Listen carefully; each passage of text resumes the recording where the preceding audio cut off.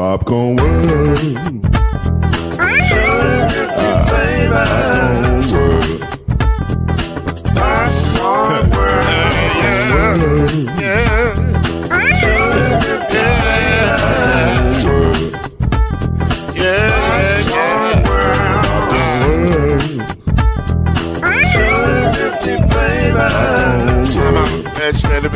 Popcorn world. Can I make you groove now? Yes, I can. So you can get this groove in the back of a can. You can make it round the world and the holes in your hand. Popcorn world. 250 flavors gonna make you smile. 250 flavors gonna make you smile. 250 flavors gonna make you smile. I said popcorn make you smile. Ah. Popcorn world. Popcorn world.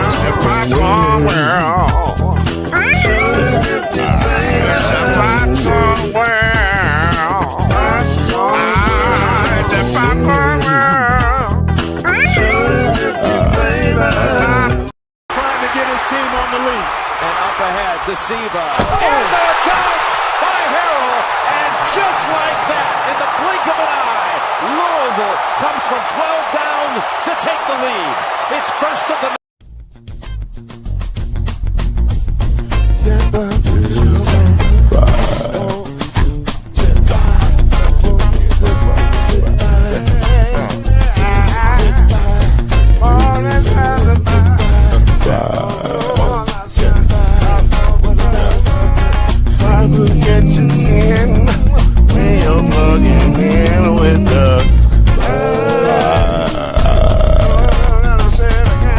There's no mystery. Let's make history with the five. Oh, the strongest. 2 and 3. Add 1 more plus me and be the 5. Yeah. We'll keep it on the floor. And the funk plus 4 and you got 5. I said so. 1 and 9 is in. And there ain't no strand on the 5. All right, everybody. We're here. We know it's about to happen. Chad, take a few minutes here. Just go ahead, Chad.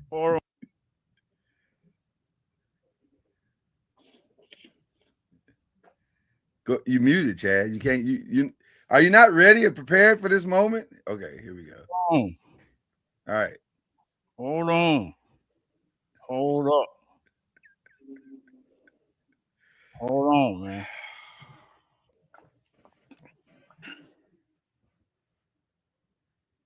What are you doing? This is off to a bad start.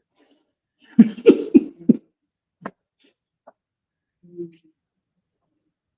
you not hear us? On my headphones. Give me a second. Okay, do you want us to pull you back in when you're ready? It doesn't feel like you're ready. Hey, it takes time, man. Give me a second. We just supposed to sit here and wait for you? You've been waiting since 1989 for this moment. You ain't ready? If I'd been waiting since 1989, I'd have had something ready to go. I'll tell you what. While we're waiting on Chad, allow yourself to be entertained. Trying to get his team on the lead. And up ahead to Siva. And the attack by Harrell. And just like that, in the blink of an eye, Louisville comes from 12 down to take the lead. It's first of That's going to keep happening until you get started. Oh, my God, this guy. There we go.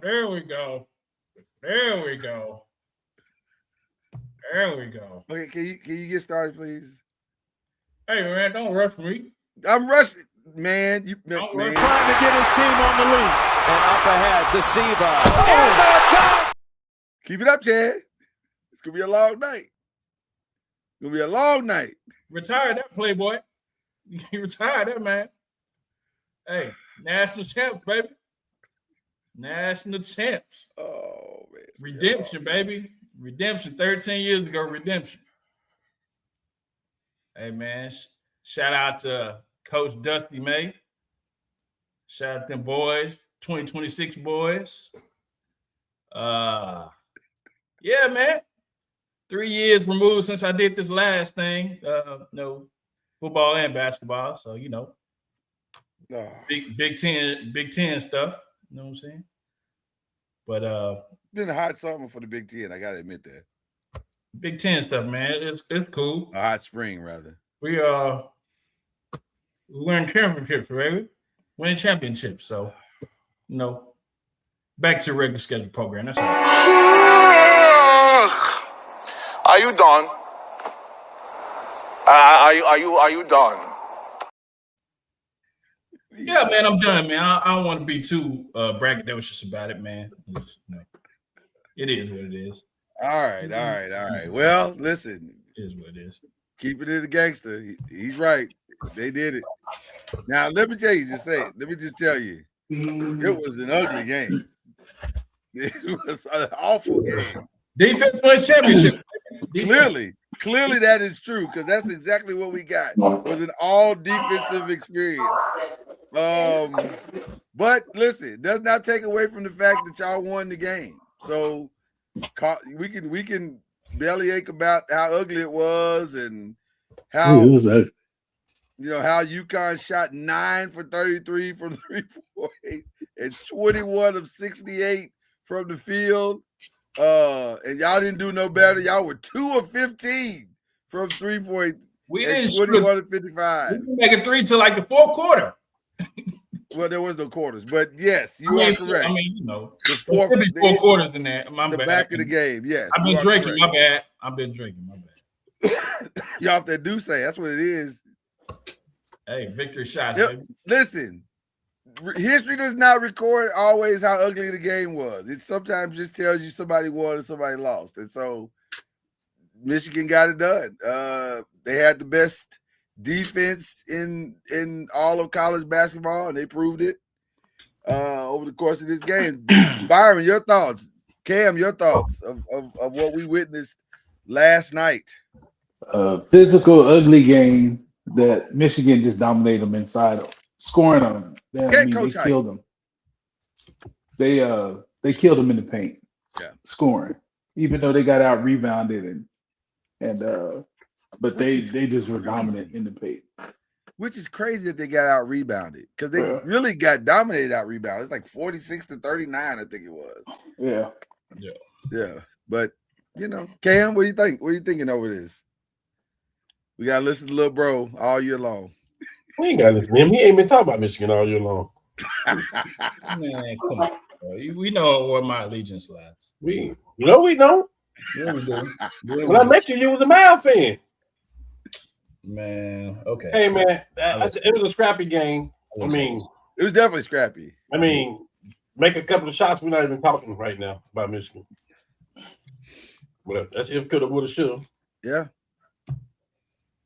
Yeah. I mean, give it up to Dusty May, second year as the head coach of the Michigan Wolverines, and did in 2 years what Juwan couldn't do in 4. No shade to Juwan, because maybe the task was too great for him. I don't know, but Dusty got it done. I see why. He thinks as a coach anyway. You think Juwan stinks? Well, I thought he was okay. I mean, he's all right. He was okay. Yeah, he's all right. Little too hot-headed for my taste, but he's all right. Don't have to worry about him no more. But there it is, ladies and gentlemen. The Michigan Wolverines get it done. Somehow, some way, pulled it off. And they are the champions of the college world. And that's an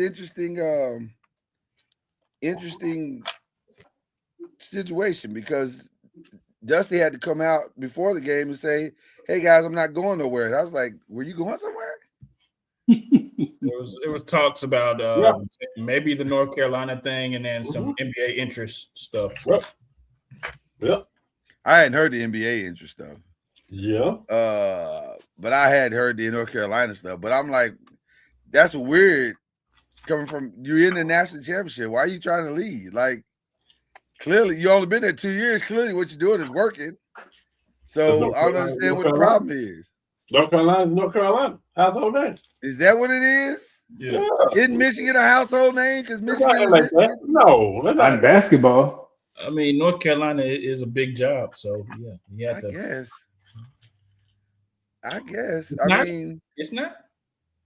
no. I'm not saying that North Carolina isn't. I'm saying Oh yeah, North I Carolina think is Michigan is a way up there. pretty North big Carolina's job a as top well. 5 job. Now it is. Yeah, now it is. North I Carolina think it was is a there top before. 3 job in the country. It was, but I mean, now they put their stamp on it now. So, I don't know.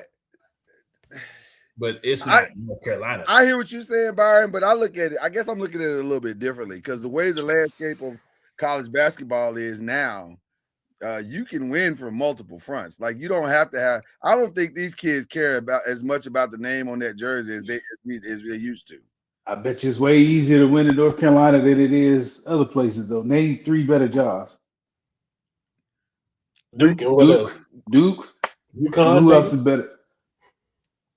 Well, but when you say I would better, say UConn the last like 6 years, Maybe, but that's yeah. it. when you say better, what do you mean? I guess we have to qualify Prestige, winning, money, name See- recognition, all of that's Jordan brand, all of that stuff matters. You're Michigan got that, but they don't have the prestige. Like you all either he wants football is school? 89. Yeah, you either a football school or basketball school. Predominantly. Correct. Okay. Well, I mean, listen, Michigan is now in the conversation. We both. How? Well, they in there now. Come on, now. Y'all a You gotta give it basketball up. school more than you a football school. They still. Come on now. You think they're a basketball school? Y'all cheated. Well, they cheated for the last one they got. Well, yeah, that's true. Come on, That man. is true. like they ran the whole staff out of there because they cheated. That is true, Chad. And then the dude they gave the ran job it, they to, said we he didn't cheated in other ways, and he out of there too. They found out we didn't cheat during that football season, so ain't nothing been taken away. Who found that out? They did an investigation. Where did people found it out? We still got in the banners. That was a light investigation at best. Hey, and hey, they should have called the FBI. And mainly that investigation was light because the guy that cheated was already gone anyway. It didn't matter. Investigation. We still got. Well, they caught the dude on the sideline stealing signals, man. How you gonna say y'all ain't get caught Right? cheating? Like, come on, stop it. He was literally on the sideline. They saw him. There's video of him That on dude the was sideline. that dude was throwing crib signs and everything. Don't take it away from the They didn't basketball team. cheat. We just won a national championship. We're not gonna take it from the basketball team. Y'all did it. Y'all did it. We're in the conversation. All right. Well, listen, there it is, ladies and gentlemen. The Michigan Wolverines have taken it on the men's side and on the women's side in shocking fashion. We watched UCLA take boot to A. I mean, South Carolina. Now, to be fair, maybe they were a little bit, shell shocked from the entire experience that they just went through. I think they played their championship in UConn. They played their championship. I don't. I think they got their butt whooped. Well, no, they got. They were gonna get their butt whooped if they play that game 10 times. They would get beat 9 times. Yes, sir. UCLA is just bigger and better. They're bigger. They can defend them. They couldn't get in the paint because that 6'7" girl. She was affecting stuff, and they couldn't get a rebound. They weren't going to beat them. I disagree with. I don't think the legs, the drama, none of that had anything. I mean, they beat UConn fairly easy. Like that wasn't the second half of that game. They were up 10 most of the second half. So yeah, I just think they got their butts whooped by a team that was bigger and better. Well, listen, two things can be true at the same time. They could have been a little bit fatigued mentally and emotionally from one thing, but also you're also right. They weren't. They probably weren't going to beat UCLA whether they were mentally fatigued or not. That you can't coach height. Yeah, you can't coach height, and UCLA was big everywhere. And they executed their game plan to a T. It was they were well coached. They're just a better team. Well, and I can't I would never argue against that. I just think so anyway, let's go back before we go forward. UCLA went through the same thing that they went through. No, they didn't. Yeah, they did. No, they didn't. UCLA, Texas's coach. Texas was the hottest team in the tournament. This is the only team that beat them all year. Hold on. But Texas's coach, when they lost, he didn't blast UCLA's and try to embarrass the coach through at the end of the game and in the press conference. So we're gonna use that and say that's why they was flat. I'm not saying that's why they were flat. I'm saying it had an effect. Those things have an effect. They had an effect. Maybe not a massive effect. And again, to Byron's point, to your point, it might not have mattered either way. Like Gino could have hugged Don and carried her off the court in his arms, and it still wouldn't have mattered. I'm not giving them an excuse. I'm not giving them an out. They weren't going to beat that. That team was too long and athletic. They weren't going to beat UCLA. Can't give them an out. I wouldn't give South Carolina an out. That's not what I'm saying. I'm just saying two things can be true. They could have had a little bit of mental fatigue because Don had to deal with that all the way up to the day of. Like, even on the day of, during the broadcast, they were still talking about it. I'm like, damn, the game has started. Can we stop talking about it? I'm sorry. I ain't giving Don no out. She got her ass whooped. Well, John said that. She said we got smacked, and now we got to learn how to smack back. Now, it is curious to me that they got smacked 2 years in a row. Yeah. So I'm not sure what. But the one thing about South Carolina's team that was both made them great and also made them vulnerable is that they were fast and they were dogmatic. And so if they could set their defense after a score, they had a chance. But that was the only chance they had. And they couldn't set the defense. They couldn't, and because they couldn't score, they missed I think they missed 17 layups everything. or something. They missed crazy. Everything. It was a free throws, 3-pointers, layups. But also, mid-range, they missed everything. But to be fair, there's a reason why they missed it. The defense. Right. They couldn't shoot over them girls. They couldn't see the rim. They couldn't adjust the shot. It was that UCLA could not have played and done their jobs better if they tried. And they were fantastic. So you got to give them all the credit. Now, with that being said, what are your thoughts as it relates to the best players on Michigan and the best players on UCLA as it relates to this upcoming draft? How do you think they will fare? Did anybody come away from this game improving their draft status, if you will? Maybe a day. Is it a day, Mara? Yeah. Maybe him, because length right now is needed in the NBA and will be needed for the next, how long is Wemby going to be there? 15 years probably. So it's going to be needed for the next 15 years. I think he needs another year. I didn't particularly like how he played the last game. I think he needs another year and then he'll be good. But I mean, I think Morez Johnson. When you say good, what do you mean? I just didn't think he was as effective as he was the game before, as far as his decision making, as far as taking the shots that he took, and I just don't think he's ready as far as for the NBA and that grind. As far as can I give you an honest assessment of him? My honest assessment of him. Mm-hmm. I think he is probably as close to about what he's going to be in the NBA as he is. I just don't see a lot of ceiling for him. Mm-hmm. Like he's tall, he's long, he can rebound, he's okay around the basket. That's probably it. Like another year in Michigan is not going to, unless he's going to go train with Akeem Olajuwon or somebody like that and really develop his low post game. He's probably where he's going to be. And I think for him, he's probably needs to strike while the iron is hot. That's fair. So I don't know.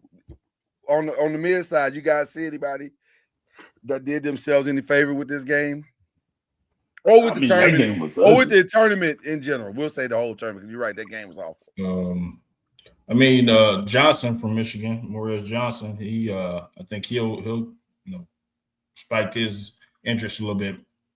And also the guy from UConn, guard. Talk about Braylon? Or are you talking about solo ball? Solo ball. I think he might spike his interest as well. Solo's interesting. He's not a great shooter. And I don't know. I don't know what he is. Like what is he when he projects up? Guys, what are your thoughts on solo ball? I don't really know. I didn't get to watch a lot of the men's tournament, just dealing with grid stuff and. So well, even in that game, did you think he was okay in that game? He was okay. Yeah.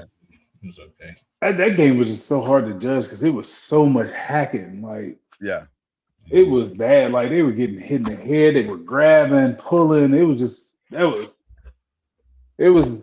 hard to get a feel on what the kids could do.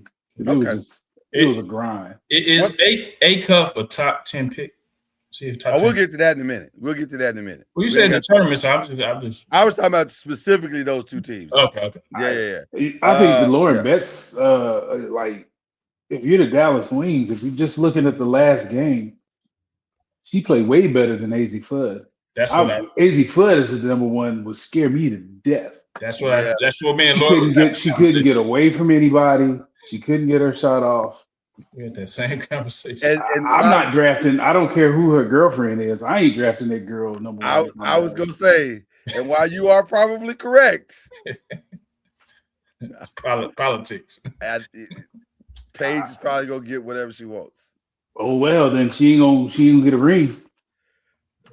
Well, she get a ring, just not like a championship. She ain't gonna get that one. Yeah, right. Might not be a championship. I mean, you can't 6'7", and the way she was making shots, she was hitting turnarounds. She was spinning. Man, Lauren Betts is what they need, but it's not gonna happen. I'll tell you this: the one thing that really got me like looking at Lauren a little bit differently, her elbow shot was on. And I was like, now if you go hit that, you might be draftable like that. Because that's a game changer. Draftable. You can't see 6'7" and can score. And who's got the number? Who's got the all number? 6'7s are created equal. Like, but she's not a slug. Like, she's not a slug. She's not a complete slug. And she blocks shots. She changes stuff in the paint. I'm not taking a guard that couldn't get away from nobody. Well, because that's what she's gonna play in the league. If she couldn't get away from them, every team got one. But here's the thing. I don't think AZ Fudd can get away from them. I agree. I've never thought that she could get away from them. I never thought she should have been the number one pick. When they were talking about her as number one, I'm like, I don't see it. Yeah, I don't see it. She ain't Paige. She not Caitlin. Yeah. As far as plug and play guards go, to me, there's only one, and that's Olivia. Olivia is probably ready to step into the league and play day one and be effective. But that's mainly because her game is not predicated just on scoring. Like, she's a true playmaker. So I think AZ, for her to come in and really be effective, she's going to have to learn how to be a playmaker too, and allow her playmaking to kind of get her off so that she can run off screens and pin downs and stuff like that. That's how she's gonna have to score. I don't think she's a true I can stand in front of you and take you to the hole kind of player. I just don't believe correct. That. Yeah, so I agree with you 1,000% on that. So it's interesting to see. And then I'll tell you somebody else that really stood out for me also was the Kiki Rice young lady. She's a lot faster than I thought she was. And I was like, oh, okay, she's got some speed. She's not I don't know if she's a true one-on-one killer, but I think she can get to spots and make plays. And then by doing that, so for her, it's gonna be on what team she lands on. Like, can she fall on the right team and then be able to do some things that way? I don't think it's gonna be it. Did Hawkins kind of land her, solidify her spot? And who? Like Hawkins, Gabriella Hawkins. Yeah. I don't know. I don't know if she just had a really great day, or if she is that type of player. What is she besides a junkyard dog? Athletically, what is she? How is she going to make her hay in the league? Because she's 6 foot. Yeah, something like that. She's not 6'2", so but is she dynamic enough to guard the Caitlin Clarks and Paiges and stuff? That's where she's gonna have to play. She could be a pest. She could be a pest. Well, that's the question that we have. Like, what is she? Can she guard? Can she?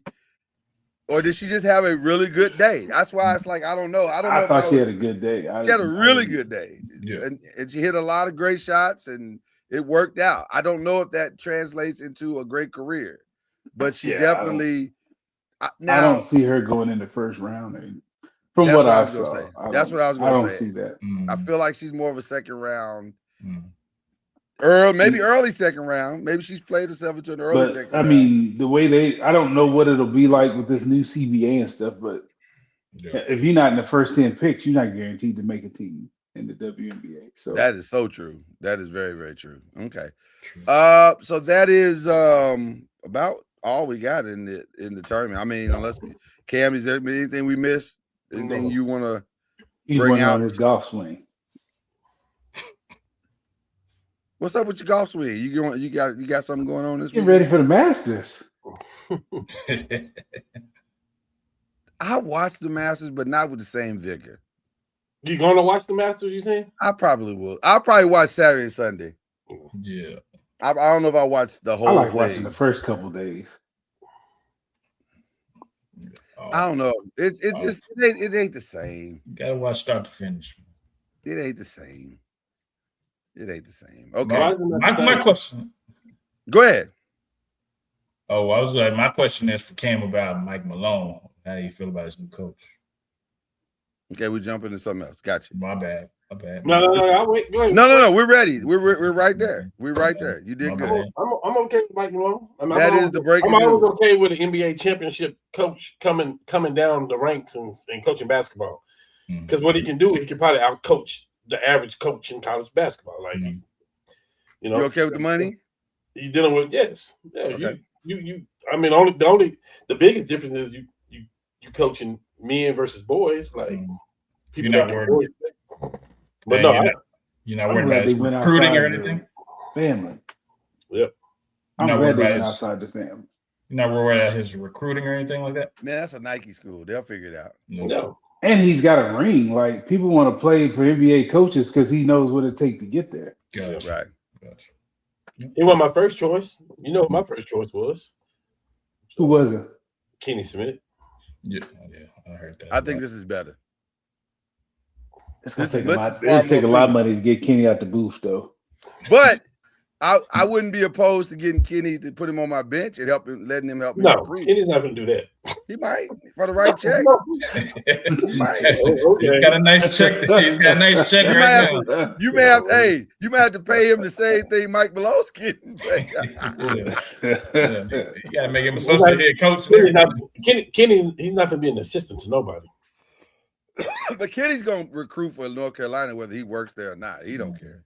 I mean, his son there, like right. He definitely gonna recruit this for the next 4 years. Yeah, but that's what they do regardless, though. They want people to go to their alma mater. They're not tripping. They're not tripping on that. Okay. What about Don? Just real quick. I know we're bouncing around a little bit. What about Don's legacy? Is she nothing? No hits whatsoever. No hits. No. You get beat sometime, and sometimes you get beat bad in the championship game. It happens. That's usually what happens in the women's game. Like it really is. It's a couple of close ones, and then the championship games are a lot of them are blowouts. Yeah, and she's blowing a few people out. Huh? What is her record in the championship game? Great question. I'm gonna say she's 500, or she might be a game under. I was thinking she's either 500 or a game under. Yeah, I know she's not 500. She's got two. She got three. She's got three. She got three? Asia's, then 2 years ago, and then 2 years before that. She went Asia and then back to back, right? Was it? I didn't think it was back to back. I thought it was back to back, and I thought it was. You might be right. I'm not sure, but I think she has three. I think it is three. I think you're right because the Asia. But I think she's lost because Asia got the first one. Yeah. Yeah. Okay. Well, she's lost a few too. Absolutely. Yeah. Matter of fact, I want to say we know she lost one to Gino, We lost this year, and I think she lost 2 to. She may have lost 2 to Gino. She's 3-2. She's 3-2. In Okay. championship games. Yes. Okay, so she's slightly over 500. That's good. I will say this. It's hard not to put her top 2. Maybe only Gino's got 1 because he's won more. But like that's the only reason. I think so. He's been there more. He's won more. But let me ask you this: how bad did he hurt it? Did he hurt himself this weekend? Absolutely. Yeah. I think so. Talk about it. Talk about it. Let's talk about my it. My daughter was thinking about going to play for him. I would advise against it. Really? Wow. Mm-hmm. Absolutely. Wow. He has a problem with women. Wow. Women coaches that best him. Let me say that. Oh, he right. has a problem with that. Yeah. You're right. Because it's well documented. Muffet caught the smoke. Muffet, yeah. And yeah. Don has caught it down. Yeah. You don't. I just thought that was Bush League. I thought that was awful what he did. Like we were. All of 3 of us were with our mouth open, like, what in the hell is wrong with you, dog? And the excuse was so flimsy. It was, It was like, what does that even mean that y'all didn't meet for? Stop it. You can't hide from the TV cameras for sure. You can't hide. So, well, it was the one after the introductions. It was the second one that you really do in the championship game, not the semifinal. Come to find out. Okay. But even if she did miss it, who are you to chastise her? Who are you to get in a grown woman's face like that? And then you walk off and don't shake you don't deal with your team, or you don't shake them girls' hands. That's a coward. And then that was a whole move. That's what it was. Yeah. And then also, had he won, he'd have never done that. Oh, he was dancing and grinning last year when he won. Yeah, he'd have never done that. No. So and he wouldn't have done it to a male coach, either way. I agree. Yeah, I agree. Cam, you got any thoughts on that one?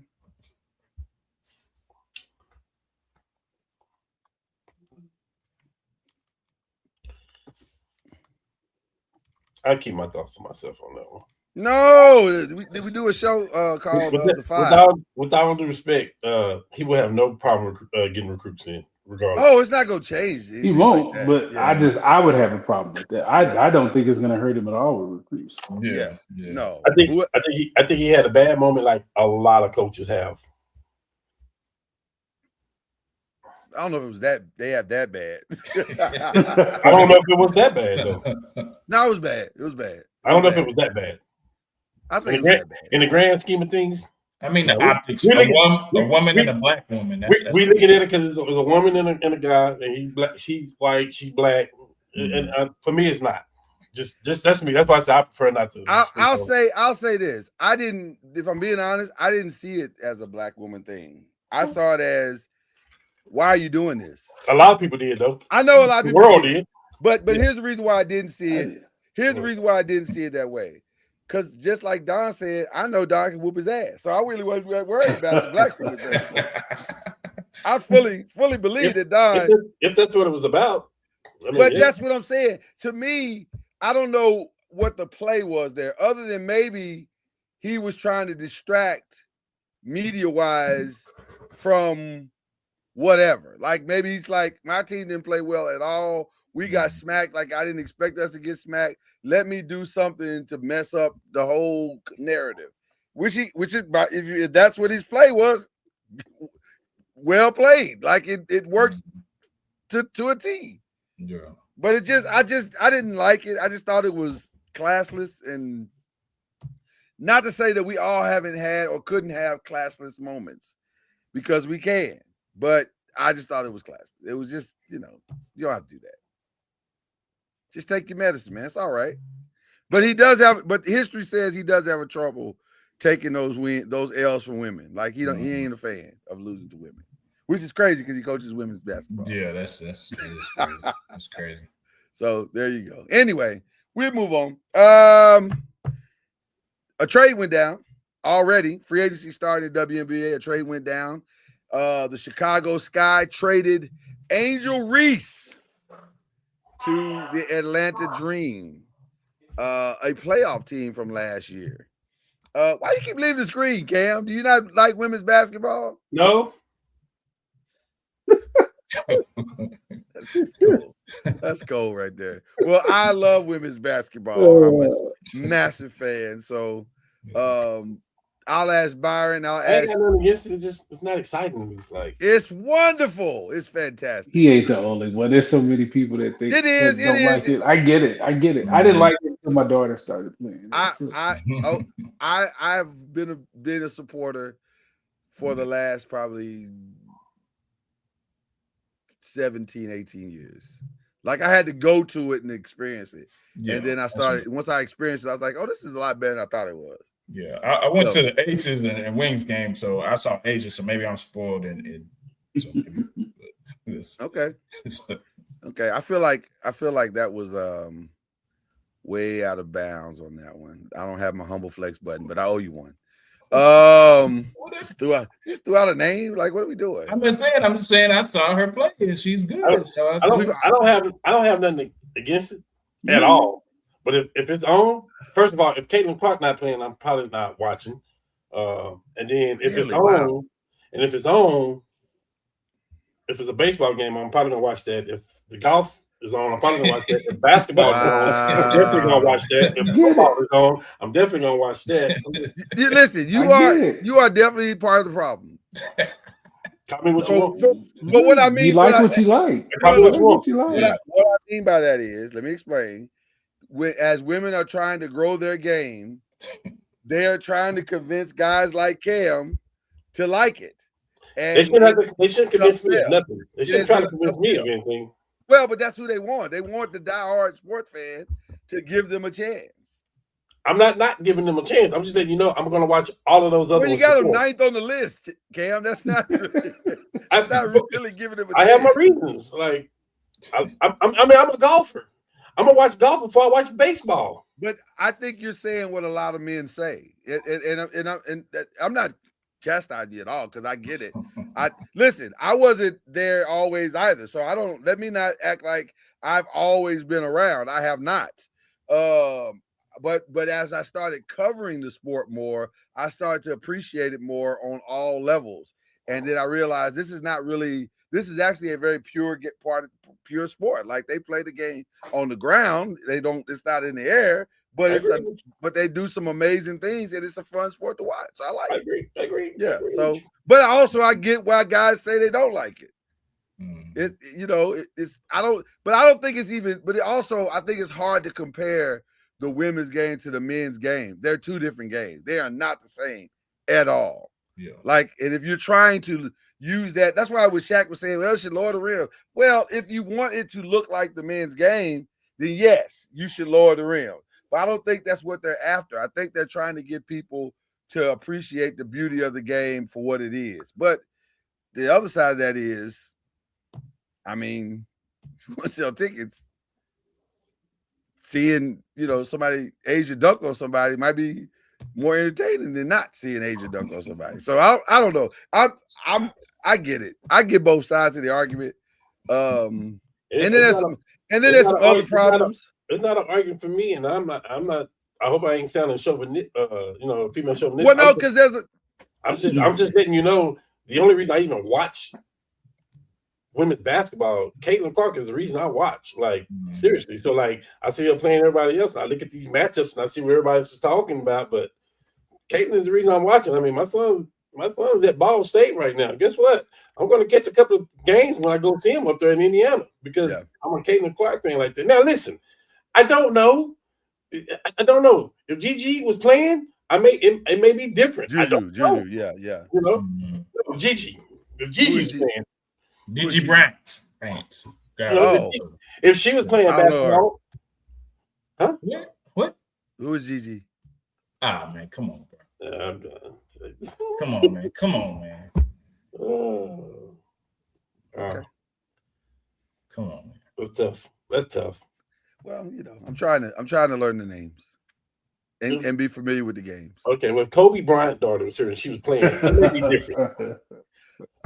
That's the Gigi. Lord have mercy. Yes. Well, how would I? How many Gigi's you know?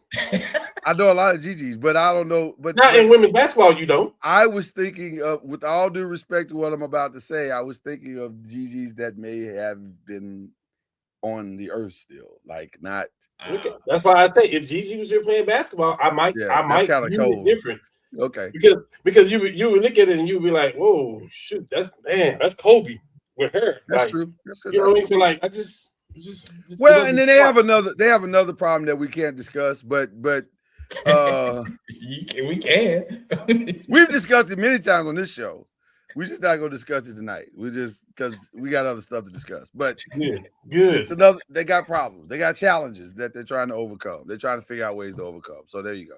All right, let's get into the WNBA. What do we think about the trade of Angel Reese to the Dream? Good for Atlanta. Good, yeah. Phenomenal for Atlanta. Chicago is unserious, so get her out of there.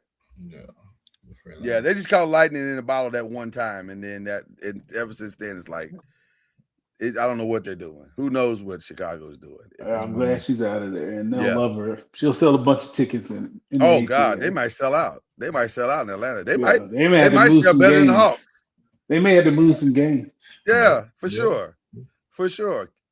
Now that Atlanta Dream Indiana Fever game became a hot ticket.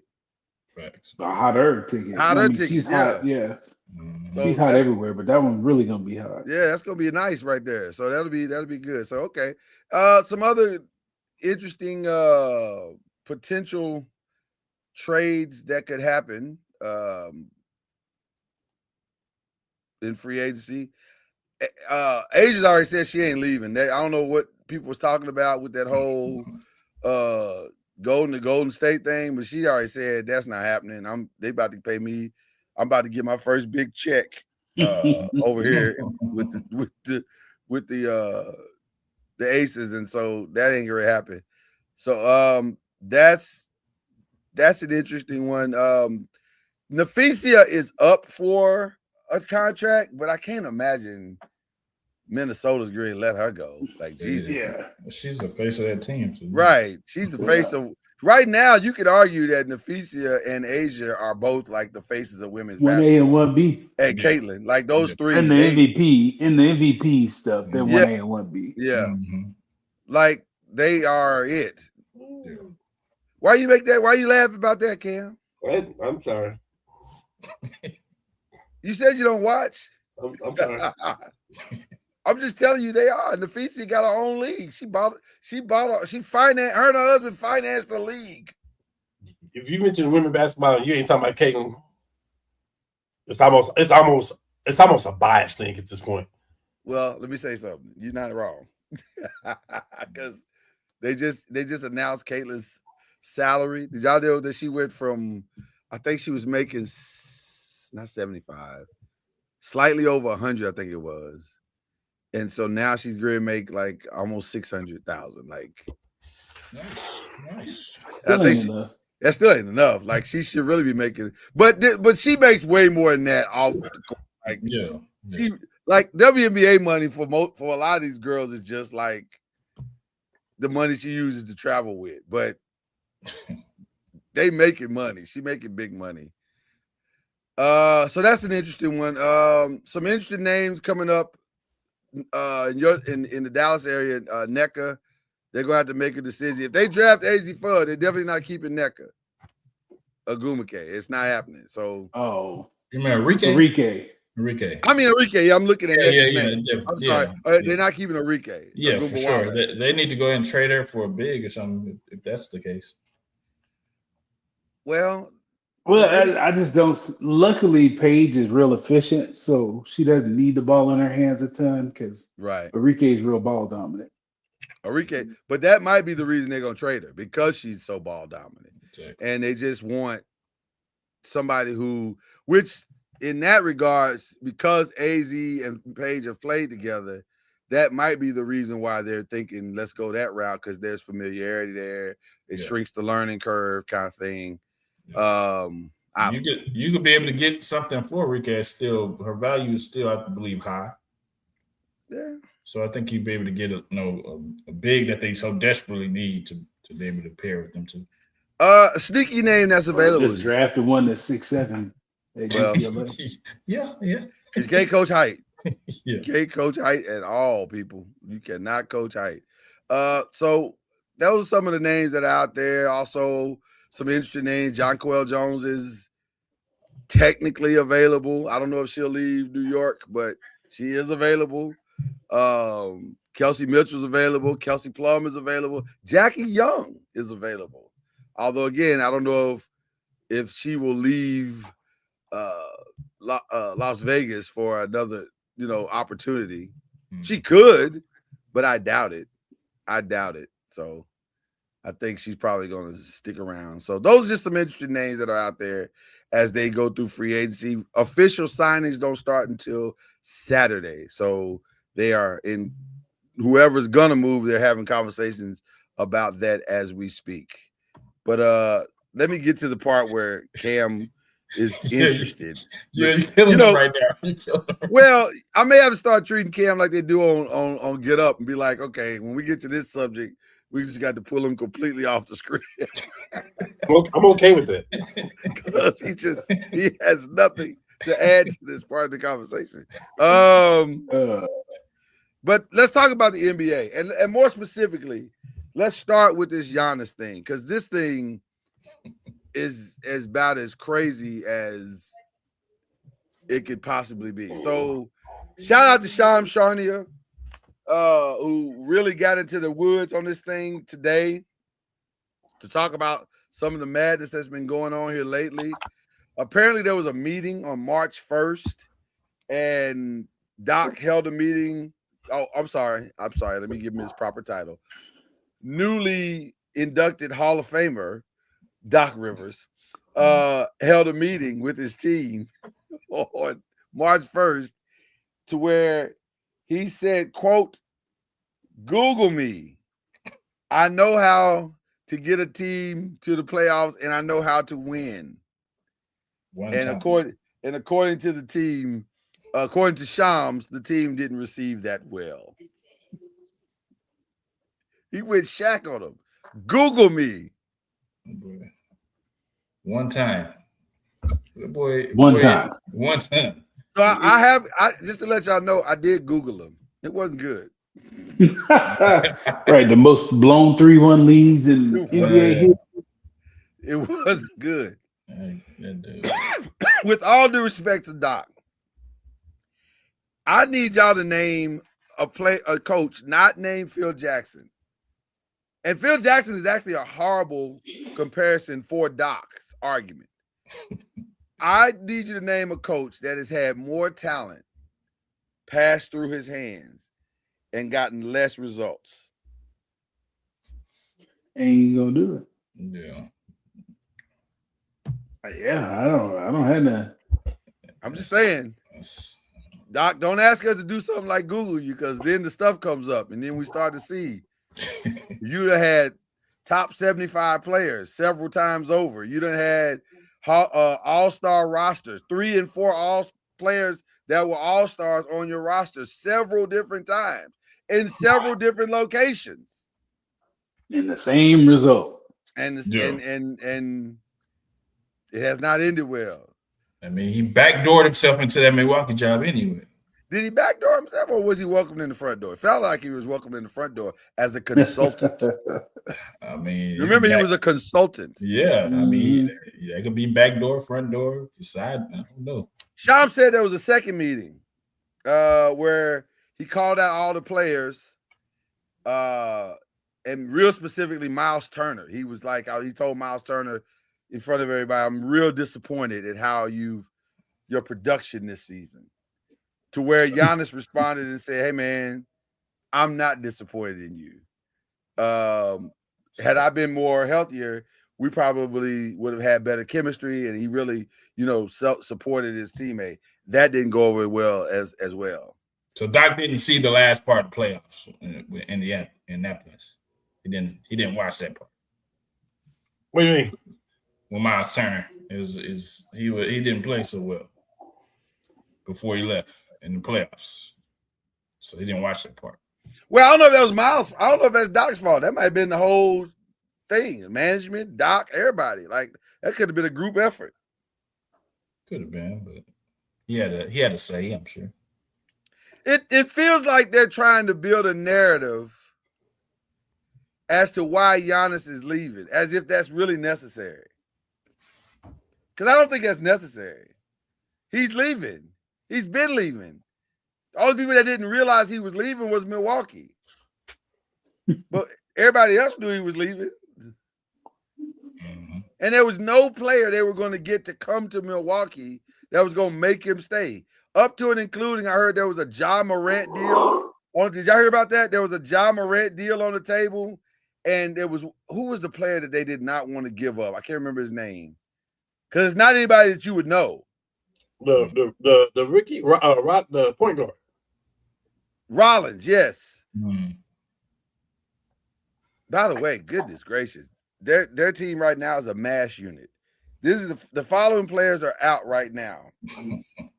Ryan Rollins, Gary Trent Jr., Kyle Kuzma, Miles Turner, Bobby Portis, Kevin Porter, and of course Giannis. Jeez. Who's playing? Like just Jericho. Are they just pulling people out of the stands? Like I mean, they probably use a lot of two-way contracts from G. Torian Prince and Jericho Sim. Pete Nance. Shout out to Pete Nance, who's faithful. And Usman Jang. I don't this Giannis thing just is it's kind of messy. I don't like it. I love it. I don't like it. They just need to get on with it, man. They just need to go and get on. Yeah, why do you love it so? Because I can see clearly now that the rain is gone. The rain is gone. Yeah. All the obstacles are out of our way. Yeah, and with him not playing, he's gonna be healthy when he get to y'all. Super healthy. Rest. And I don't think it's all a Doc thing either. It's not all Doc thing. That's why I don't like. That's the part I don't like. It's not all Doc's fault. I mean, y'all. This is an organization. Doc don't help. Doc don't help. Doc don't help. That is Doc don't help. But I mean, y'all. Adrian Griffin was doing good with that team. Y'all fired him. Like this is a Milwaukee. Drew Holiday was doing good with that team, and you traded him. Yeah, everything went downhill since then. Yeah, this ain't all Doc's fault. I'm not gonna blame Doc. But guess what? You on the hook for that too, though, Giannis, because you had to sign off on that. Yeah, that's true. You're a franchise player. You definitely signed off. They definitely called you and said, "Hey, what do you show? You had a vote.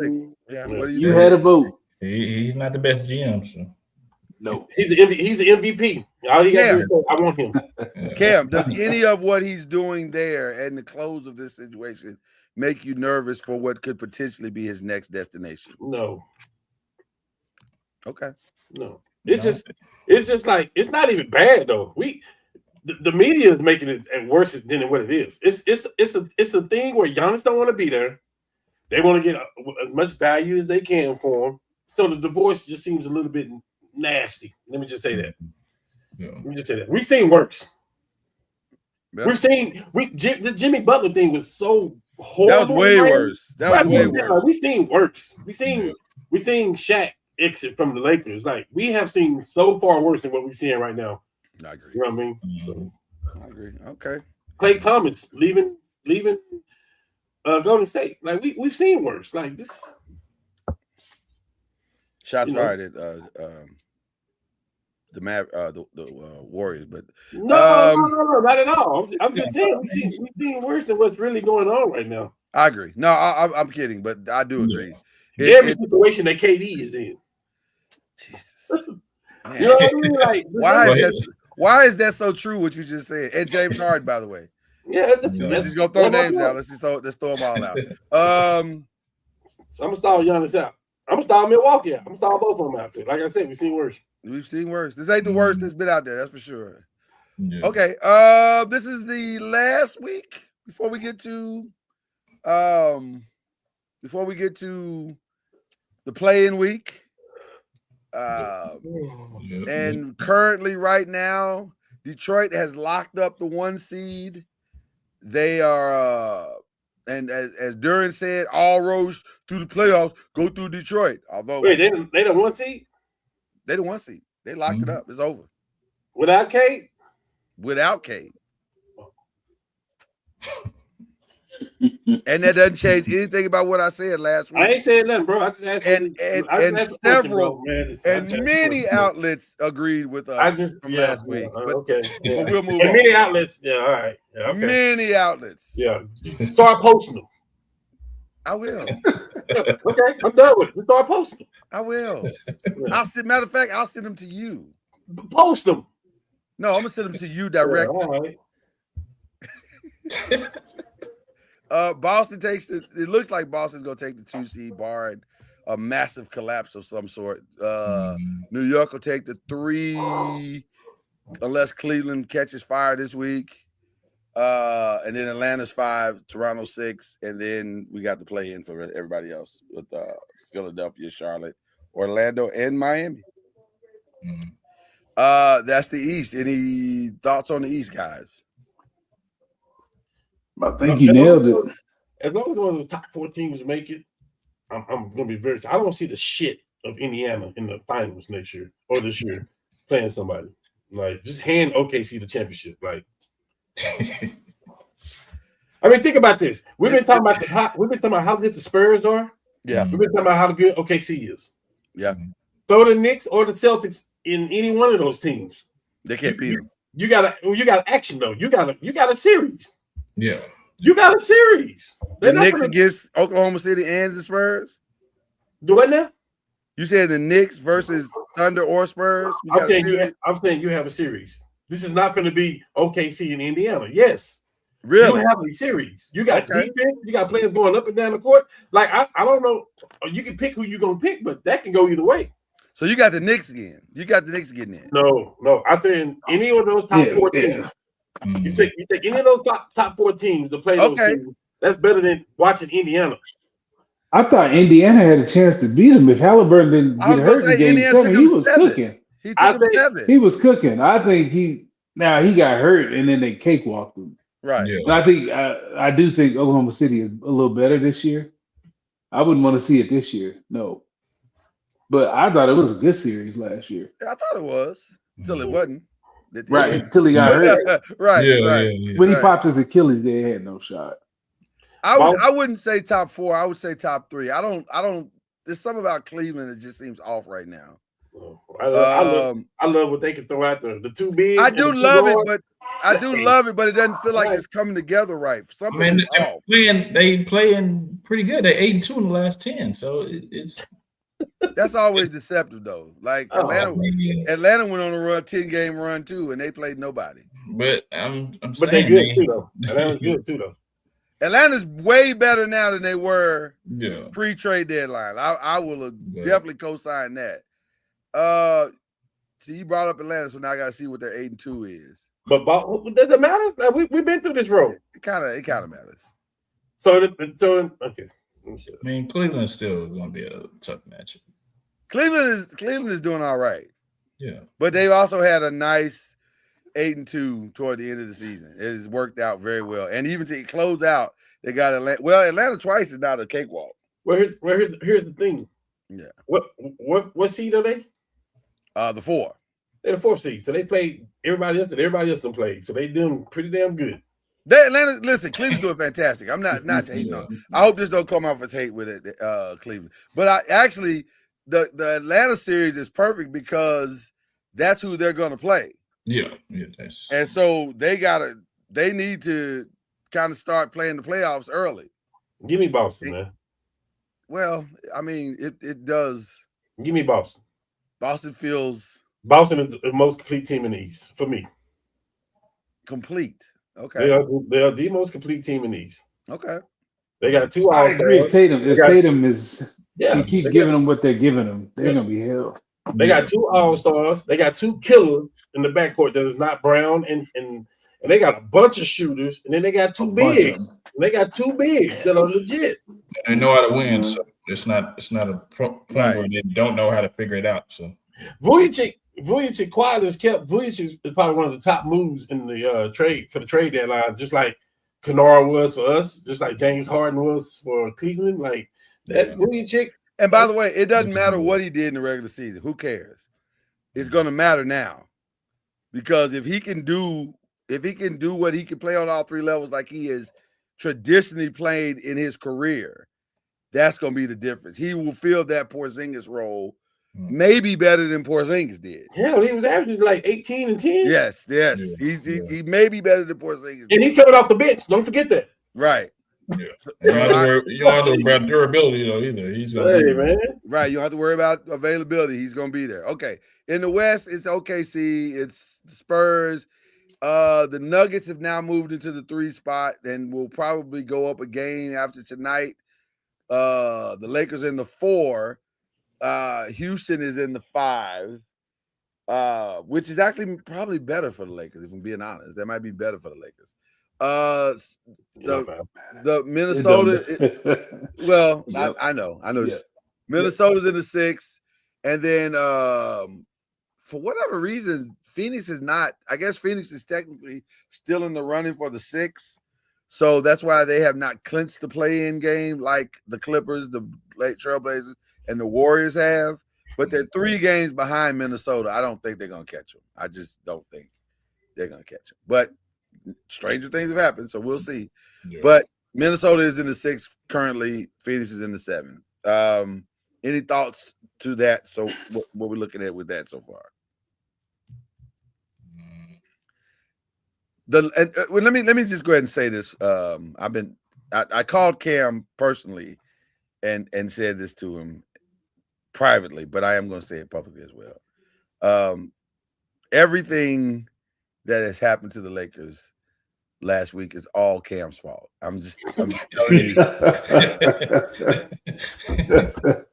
It's 100% Cam's fault. And it's his fault because I said to him, hey man, we should not try so hard in those Thunder games because we don't, as long as we can still get the 3 seed, we don't really need that game. And Cam said, nah, man, I'm going to the game. I want to see Luka play. And I was like, well, you don't really need to see him play. You see him play all season. He said, but yeah, I'm going to be at the game, though, Lloyd. I want to see him play. Me and my girl, the wifey going to be at the game. And I'm like, okay, but if something happened, it's going to be your fault. And not only did he go down, but Austin Reeves went down. Everybody went down. Just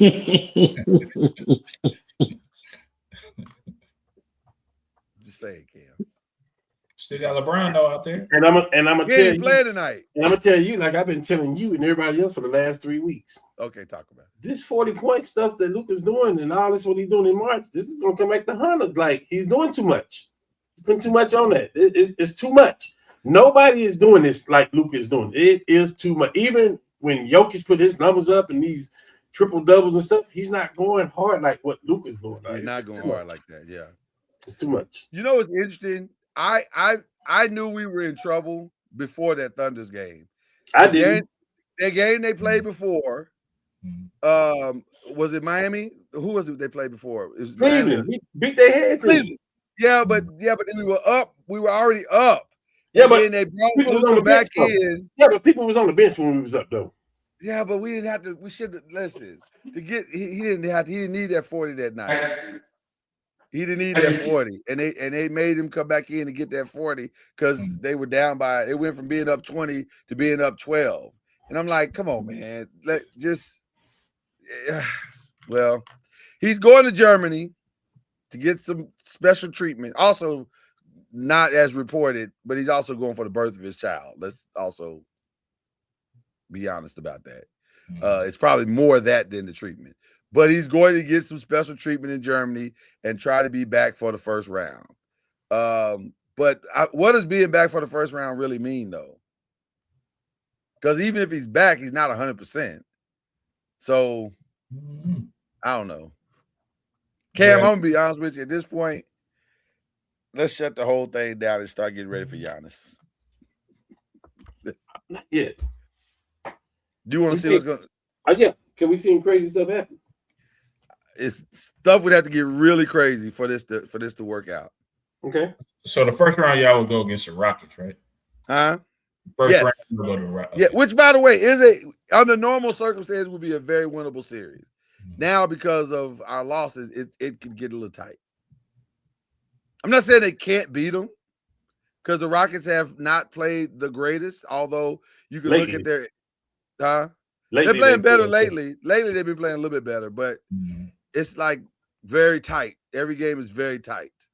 So we'll see how it goes. We're scrappy. That's what I like about us. We're scrappy. You throw the Vanderbilts out there, you throw the Smarts out there.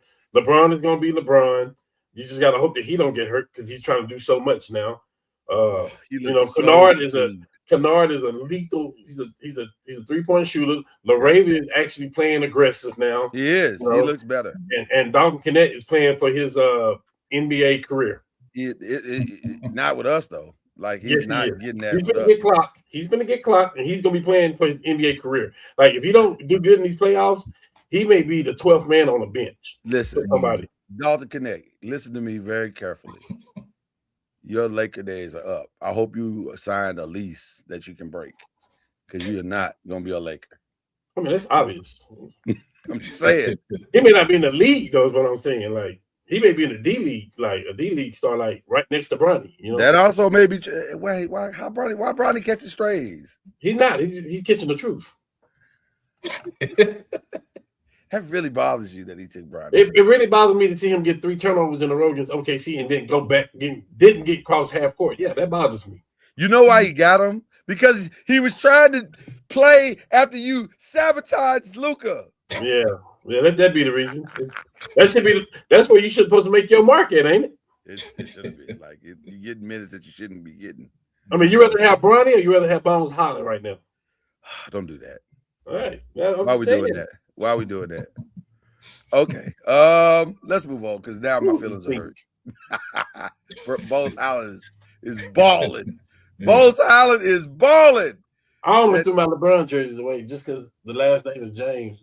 Don't do it, man. Don't do it. He's one of all-time greats. I'm over here looking at the Lakers jersey. I'm looking at the Cleveland jersey, soon to be Miami jersey. I'm just saying, don't put no junior on there, please. No. Latest NBA draft. I'm moving on. Latest NBA draft. I wish the Lakers move on too. Oh my God. Can we move on, please? Latest NBA draft, best availables. Was Bronny the best available at pick 55? I'm asking you. Was he the best available? I'm asking you. Was he the best available? I'm not answering that question. At pick 55, was he the best available? I'm not answering that question. You don't have to. This shit bothers me. Yeah. Why are you so angry tonight? I hate the foolishness. That's what we did. We did some foolishness. We made history. So? It's nepotism at its finest, boy. Shout out to Memphis too. Ouch. Wow. Yeah, go there, Brian, and take your son with you. Doc said he should trade for him to Milwaukee. That might be the last thing Doc says publicly. Let's go to the NBA draft. Wow. NBA draft. Wow. Right now on ESPN.com, they have Darren Peterson as the best available player above AJ DeBonsa and Cameron Boozer and Caleb Wilson. And my response to that is, what weed smoking individual put this list together? Yeah, who lists that? That's ESPN, Yahoo Sports. Like who lists? I don't know who put this list together, but it's ESPN. They don't even be in charge of making the list no more. They don't have a name attached to it, but this is an awful list. That's terrible. That's terrible. This is an awful list. I mean, awful. I even like the way the Keaton Wagler player played the other night for Illinois, but he's certainly not the 6th best player in this draft. It's like he just threw some here. Right. Few names up there. Okay, Maybe he forgot that he was supposed to he was assigned this, and he just threw it together at the last minute and was like, let me just put something up. Maybe it was a draft that he sent accidentally. It's awful, whatever it is. Let's see what USA Today has. USA Today they got DeBonsa at number 1. They have Boozer at number 2. And then Wilson. Peterson at number 3. But isn't Peterson gonna have to interview to Byron's point about interviews, isn't he gonna have to interview well to get that number 3 spot? No, he's that guy. Listen, I'm not gonna be a fool. He's talented as hell. Yeah, I'm not, He's super talented, but there's a lot of questions about his. Hello? Yeah, I'm here. You're good. He froze. We froze up. Y'all can hear me? Yeah. Okay, great. You're good. You're good now. Yeah. You're good. There's a lot of questions about his want to. If he answers the question right in his interviews, I think he's better than Acuff. He's not even close to Acuff. Huh? He's not even close to Acuff. He's not. I don't think he is. I think he's that much better than him. No. Is he a better shooter than Acuff? Probably. What? Are you serious? Is he a better overall player than Acuff? Absolutely not. Can you take your fanhood out of it? Absolutely not. This ain't got to do with fanhood. I don't know. I like Peterson. I actually have 4. I get he's crazy. I now have I get it, but that I dude's now have 4 talented, eyes. I can see him just that much better. I don't know. Mm-hmm. I'm just saying. What about the Kingston Flemings guy? Do y'all like him? I used to. Okay. Don't know much. I don't trust them Houston dudes. Anybody that comes from Ralph Sampson's tree probably can't shoot. Kelvin, yeah. And you talking about Ralph? Yeah, sorry, Kelvin, yeah. But you just got to assume they can't shoot, especially in a big game, because they never shoot well in a big game. Ever. Okay. Going back to OU. None of them. Did Yaxel play himself in the top 10? I don't know. Depends on how you feel about him playing with a bum, knee, and ankle. I don't know. Well, I'm assuming he's gonna get better. Yeah, but I mean, I think you'd have to evaluate him in maybe the draft workouts or something like that. I like his size.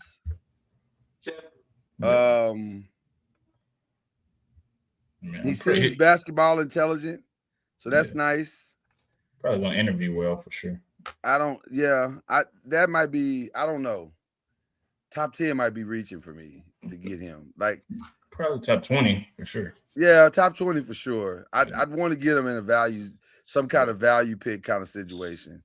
But top 10 is based off need. I don't know, based off, I guess, need and what everybody else needs. When I draft you top 10, I'm thinking plug and play. Yeah. Well, I tried to tell you who number 1 pick gonna be. Try to tell you that. Who did you say it was? You said DeBonsa, didn't you? Yes. Okay. I don't think anything has changed. I think he's probably the number 1 pick. Yeah. I think that Joker number 1.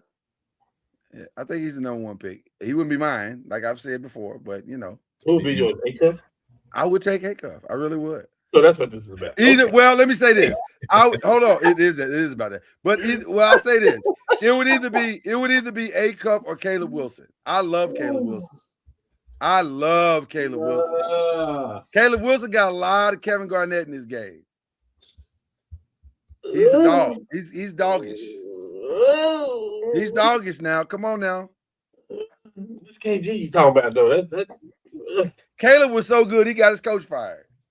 But because he wasn't there. Because he wasn't there. Would Hubert Davis have gotten fired had he not been there? Lord, please. I'm just saying. Caleb Wilson is awesome, man. Yeah. Hey, does any of those lists that you named, do any of those people have Acuff? That's one. Do any of them have him better than Peterson? No.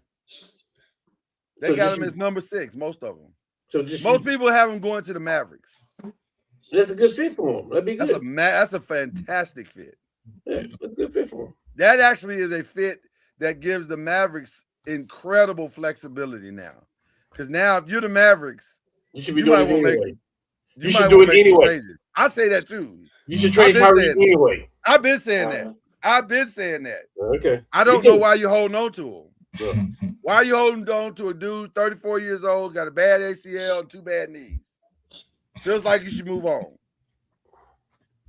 And you overpaying. I get loyalty. I get it.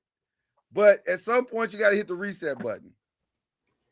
And it might be time. And by the way, let Kyrie go compete for a championship somewhere. Somebody will take him. Yeah. Somebody, a contender will take Kyrie.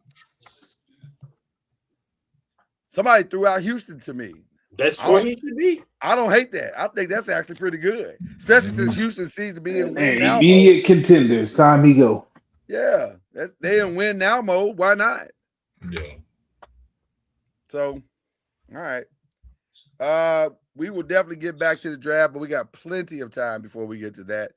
But there's another draft coming down the pike very fast, and that is the NFL draft. But before we get to the draft conversation, some interesting news broke yesterday with my New York Giants. No. Dexter Lawrence said, "Where my money at?" And if I don't get my money, y'all ain't gonna see me for these OTAs. Which that happens. It was a voluntary, right? At this point, you don't want to go. Some of them, Some of them, this was the one. I think, then the one they'll have like 10 days after the draft that are mandatory. Yeah. Gotcha. But yes, these are voluntary. I'm gonna ask you guys this question first because you don't have a stake in it. Would you pay him? Yes. Yeah. I mean, yes. I pay him before I pay one of them ends because the interior pass rushers they're hard to find, especially that good. Yeah. I would. Would you pay him $30 million? Which is what That's he's what asking. the going rate is, yeah. That's what you got to pay him what the going rate is. He ain't taking the deal. You got to pay him what the going rate is for those guys. Yeah. Like I said, I pay him before I pay Thibodeau. Let me ask this question. Cam, I didn't hear your answer. I didn't hear your answer. I'm sorry. I jumped. Yes, I'm paying him. I'm not taking a chance with no player like that. Okay. It's too easy to trade him now. So I'm not. Well, that was going to be my second question. Would you be, if the right trade came along, would you trade him? Well, I'm saying it's too easy to pay him, and if it don't work, you can trade him. That's what I'm saying. Not just trade him, but I'm gonna pay him, and if it don't work out, it's a tradable contract. Yeah, I think the Giants are actually in a pretty good situation with this whole thing because if somebody is willing to overpay him, which he is the type of player that you could overpay for, then you can go and take that overpayment and get some stuff with it. Maybe get some extra first round help this year. Although I don't know if you're getting a first round out of for Dexter this year. It's probably more likely that you would get. I don't know. You know what? I don't really know what you get for Dexter at this point. Only problem is what you get back gonna be better than what you get at that position. It's highly likely no. So you give him up knowing you're gonna get better other places, and help your team as a whole. But you're not gonna be better getting rid of that dude. You're not gonna get a better guy. John Harbaugh said he understands. He felt like talking to his agent that this was where they were headed, but his hope is that they keep him. He would like to keep him. And listen, I believe he would. You really don't. You're not supposed to keep letting talent walk out the building. That seems kind of crazy. Like Joe Shane didn't hit on that many guys, and you're gonna let the 2 or 3 guys you actually did hit on leave. That's starting to seem a little ridiculous. But we'll see. We'll see what happens.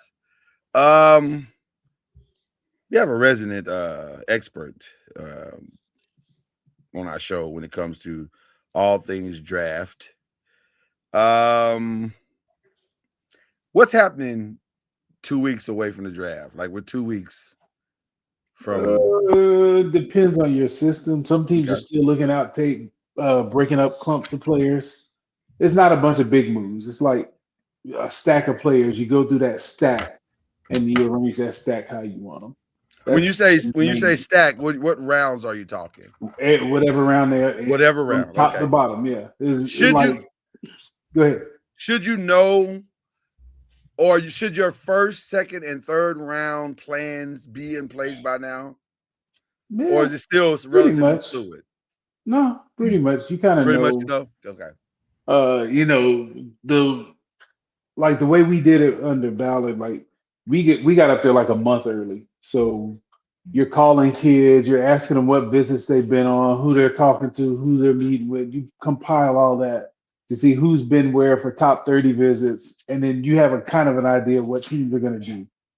So you kind of know who, you have an idea looking at needs and trades and all of that stuff, who's going to take who. So you have a pretty good idea, but you just want to break up clumps in case, break up all the ties that you have. Like you have a bunch of tackles at the second round tackles in the same grade area. Yeah. Then you're breaking up those clumps. You can't sit there, Bubba. Come on. Happy birthday to him too, by the way. Yeah, happy birthday. Are top 30 visits like a solidifier for you, or you already? What do you mean a solidifier? Like for that, like for your top 5 picks that you may want to like the order that you may. We used a lot of ours to court free agents. Like we use a lot of our visits for people that weren't at the combine that you need to get a medical on in case you want to draft them. And then free agents that we want to sign after the draft. Oh wow, okay, that's interesting strategy. You kind of wine them and dine them and start recruiting them. Who are the top 5 guys? You go to them. That's the way a lot of the GMs did it. They would send coaches and to wherever they are and meet with them. Gotcha. Where they were. Who are the no-nos to draft in the first 2 rounds? What do you mean no-nos? We just absolutely.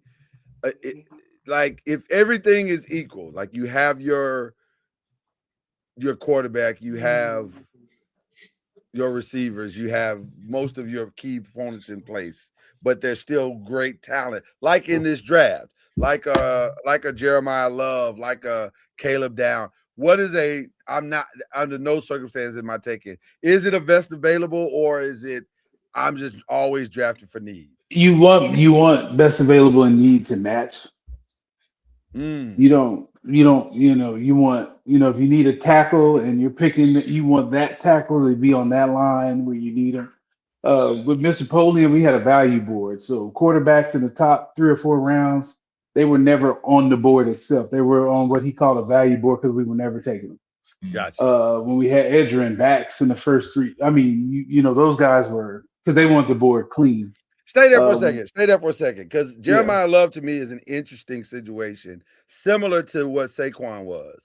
Like he might be a guy. Like he might be that. We don't know. It looks like he's a guy.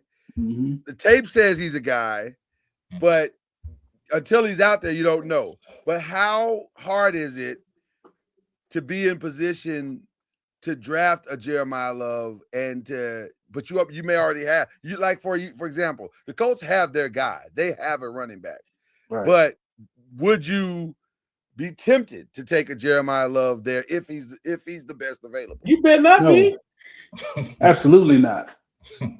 Absolutely not. Why? It's a waste of a pick. Okay. You just gave Jonathan Taylor all that money. He's already invested in the community. He is like a pipe dream fit for what you do on offense. He's a great dude. No,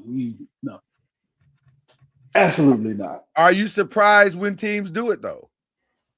Who has teams ever will done do anything it like that? Huh? Who's done something like that? We did it.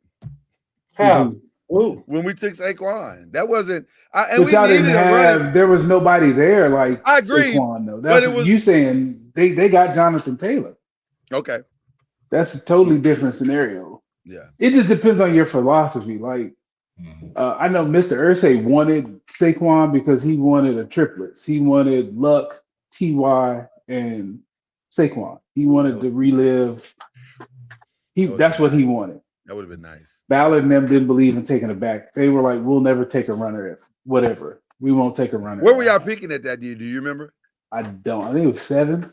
Oh, 5 maybe. It might have been 5. It was when we took Quentin Nelson instead. It was right. It was right around where we were picking. Like it wasn't too far off. We lost the game.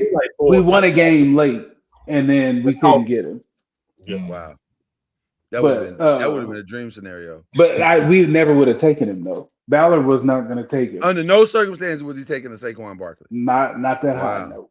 Is he a cousin to Mel Kiper? Is that what it is? I don't know. No, it's just that's their philosophy. That's Mel's philosophy. You don't take a running back that high.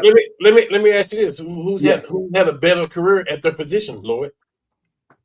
What do you mean? I know my answer. Who out of those two players we just named, who's had a better career out of their position? You about between Saquon and Quentin Nelson. Been first team All Pro like every damn year. I mean, I guess you gotta say Quentin Nelson. So he's gonna go to the Hall of Fame. He's gonna go to the Hall of Fame. Yeah, because he's And to answer your question, like Byron said, we've never seen that before. Like you was talking about the draft. The only one we've ever seen is what really drove Aaron Rodgers out of Green Bay. He's like, look, we this close, and y'all picking a quarterback when we need a receiver. Like that don't make sense. Like, and it didn't. Like, but that year there were no receivers left on the board that were first round talents. There was none. The board was wiped clean. Yeah. Yeah. It was. We liked a couple too, but they all got drafted. Yeah, but that means the quarterback was on your board though. That means I could have moved up. That means the quarterback was on your board. Like, I get why. I mean, Green Bay did what they had to do for the future. Like they knew that kid wasn't going to start for 2 or 3 years, and they were willing to pay him to do that. But there weren't no receivers left. That's what I always ask people with that trade. Like, who'd y'all want them to take? Well, no, them receivers were gone. All the first round receivers were gone. Byron, what is the secret sauce to a late or middle round steal? What is the secret sauce? What do you think? It is secret sauce. I mean, there's not really secrets. Like if the dude is productive, where in college, he's work ethic, he's tough, and he's smart, and he's got traits. That's the guy you take. Okay. So now you can't. A lot of people, the people that hit on those picks are the people that pay attention to tape. I will say that. If you just go just buy a combine flash, yeah. Maybe that's the secret. But I guess to me, it's not a secret because it's the tape for me. It always goes back to the tape. Like, I don't care about this combine. If it's somebody you ain't never heard of or you thought was sorry and he ran fast, to me, he's a sorry player that just ran fast. Yeah. That doesn't change anything. Like, it's the tape. What does he play like? So I want to use a scenario. Xavier Worthy. Mm-hmm.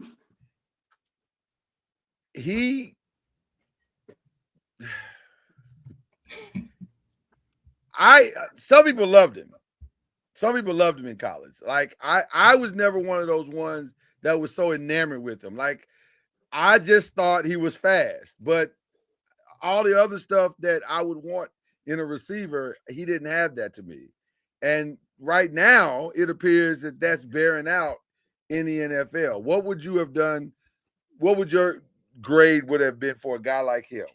I just think he's second or third round. He's a gadget guy.